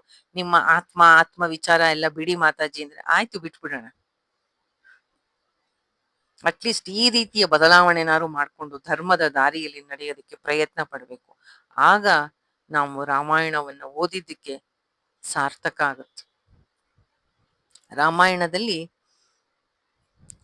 ಸುಂದರಕಾಂಡ, ಹನುಮಂತನ ಒಂದು ಸುಂದರವಾದಂತಹ ವ್ಯಕ್ತಿತ್ವ, ಅವನ ಭಕ್ತಿ, ಅವನ ವಿನಯ. ನಾನು ಎಲ್ಲಿ ಯಾವಾಗ ಕಲ್ತ್ಕೊಳ್ಳಿ ಇದನ್ನ? ನಾನು ಹೇಗೆ ವಿನಯವಾಗಿರ್ಲಿ? ನಂದೇನೂ ಅಲ್ಲ, ಎಲ್ಲ ನಿಂದು ಅನ್ನುವಂತಹ ಮನಸ್ಸನ್ನ ನಾನು ಯಾವಾಗ ಬೆಳೆಸ್ಕೋತೀನಿ? ಈ ಒಂದು ಟ್ರಾನ್ಸ್ಫಾರ್ಮೇಶನ್ ನಮ್ಮಲ್ಲಿ ಆಗ್ಬೇಕು. ಆಗ ರಾಮಾಯಣ ಓದಿದ್ದಕ್ಕೆ ಕೇಳಿದ್ದಕ್ಕೆ ಒಂದು ಸಾರ್ಥಕತೆ. ರಾಮನಿಗೆ ಒಂದು ಹೆಜ್ಜೆನಾದರೂ ಹತ್ತಿರ ಹೋಗ್ತೀವಿ. ಸತ್ಸಂಗದ ಒಂದು ಮಹಾತ್ಮನೇ ಅದು. ಭಜನೆ ಮಾಡೋದು, ರಾಮನಿಗೆ ನೈವೇದ್ಯ ಮಾಡೋದು ಎಲ್ಲ ಸರಿ, ಅದೆಲ್ಲ ನಮ್ಮ ಭಕ್ತಿಯ ಒಂದು ಆರಾಧನೆ, ಅದನ್ನ ತಪ್ಪು ಅಂತ ಹೇಳ್ತಾ ಇಲ್ಲ. ಆದ್ರೆ ಅದ್ರ ಹಿಂದೆ ವಿವೇಕ, ಚಿಂತನೆ. ರಾವಣ ಅನ್ನೋದು ಯಾರೂ ಅಲ್ಲ, 10 ತಲೆಯ ರಾವಣ ಅಂದ್ರೆ ನಾವೇ, ನಮ್ಮ ಅಹಂಕಾರವೇ. ಆ ದಯನೀಯ ಸ್ಥಿತಿಗೆ ನಮ್ಮನ್ನು ನಾವೇ ಕರ್ಕೊಂಡು ಹೋಗೋದು. ಆ ರೀತಿ ಸಂಕಟ ಪಡ್ಬೇಕಾಗತ್ತೆ. ಬೇಡ, ಎಚ್ಚೆತ್ಕೋ. ಅಷ್ಟೇ ನಾನು ಹೇಳ್ಬೇಕಾಗಿರುತ್ತೆ. ನಾನು ನನ್ನ ಮಾತಾಗಿ ಹೇಳ್ತಿಲ್ಲ, ಸ್ವಾಮಿ ಚಿನ್ಮಯಾನಂದ, ಎಷ್ಟೋ ಜನ ಮಹಾತ್ಮರು ಇದೇ ಅಭಿಪ್ರಾಯ ಪಡ್ತಾರೆ. ರಾಮ ಅಂದ್ರೆ ನಿಮ್ಮ ಅಂತರಾತ್ಮ, ಎಲ್ಲೋ ಇಲ್ಲ, ಅವನು ಅಯೋಧ್ಯೆಯಲ್ಲಿ ಇಲ್ಲ, ನಿಮ್ಮ ಹೃದಯದಲ್ಲಿದ್ದಾನೆ.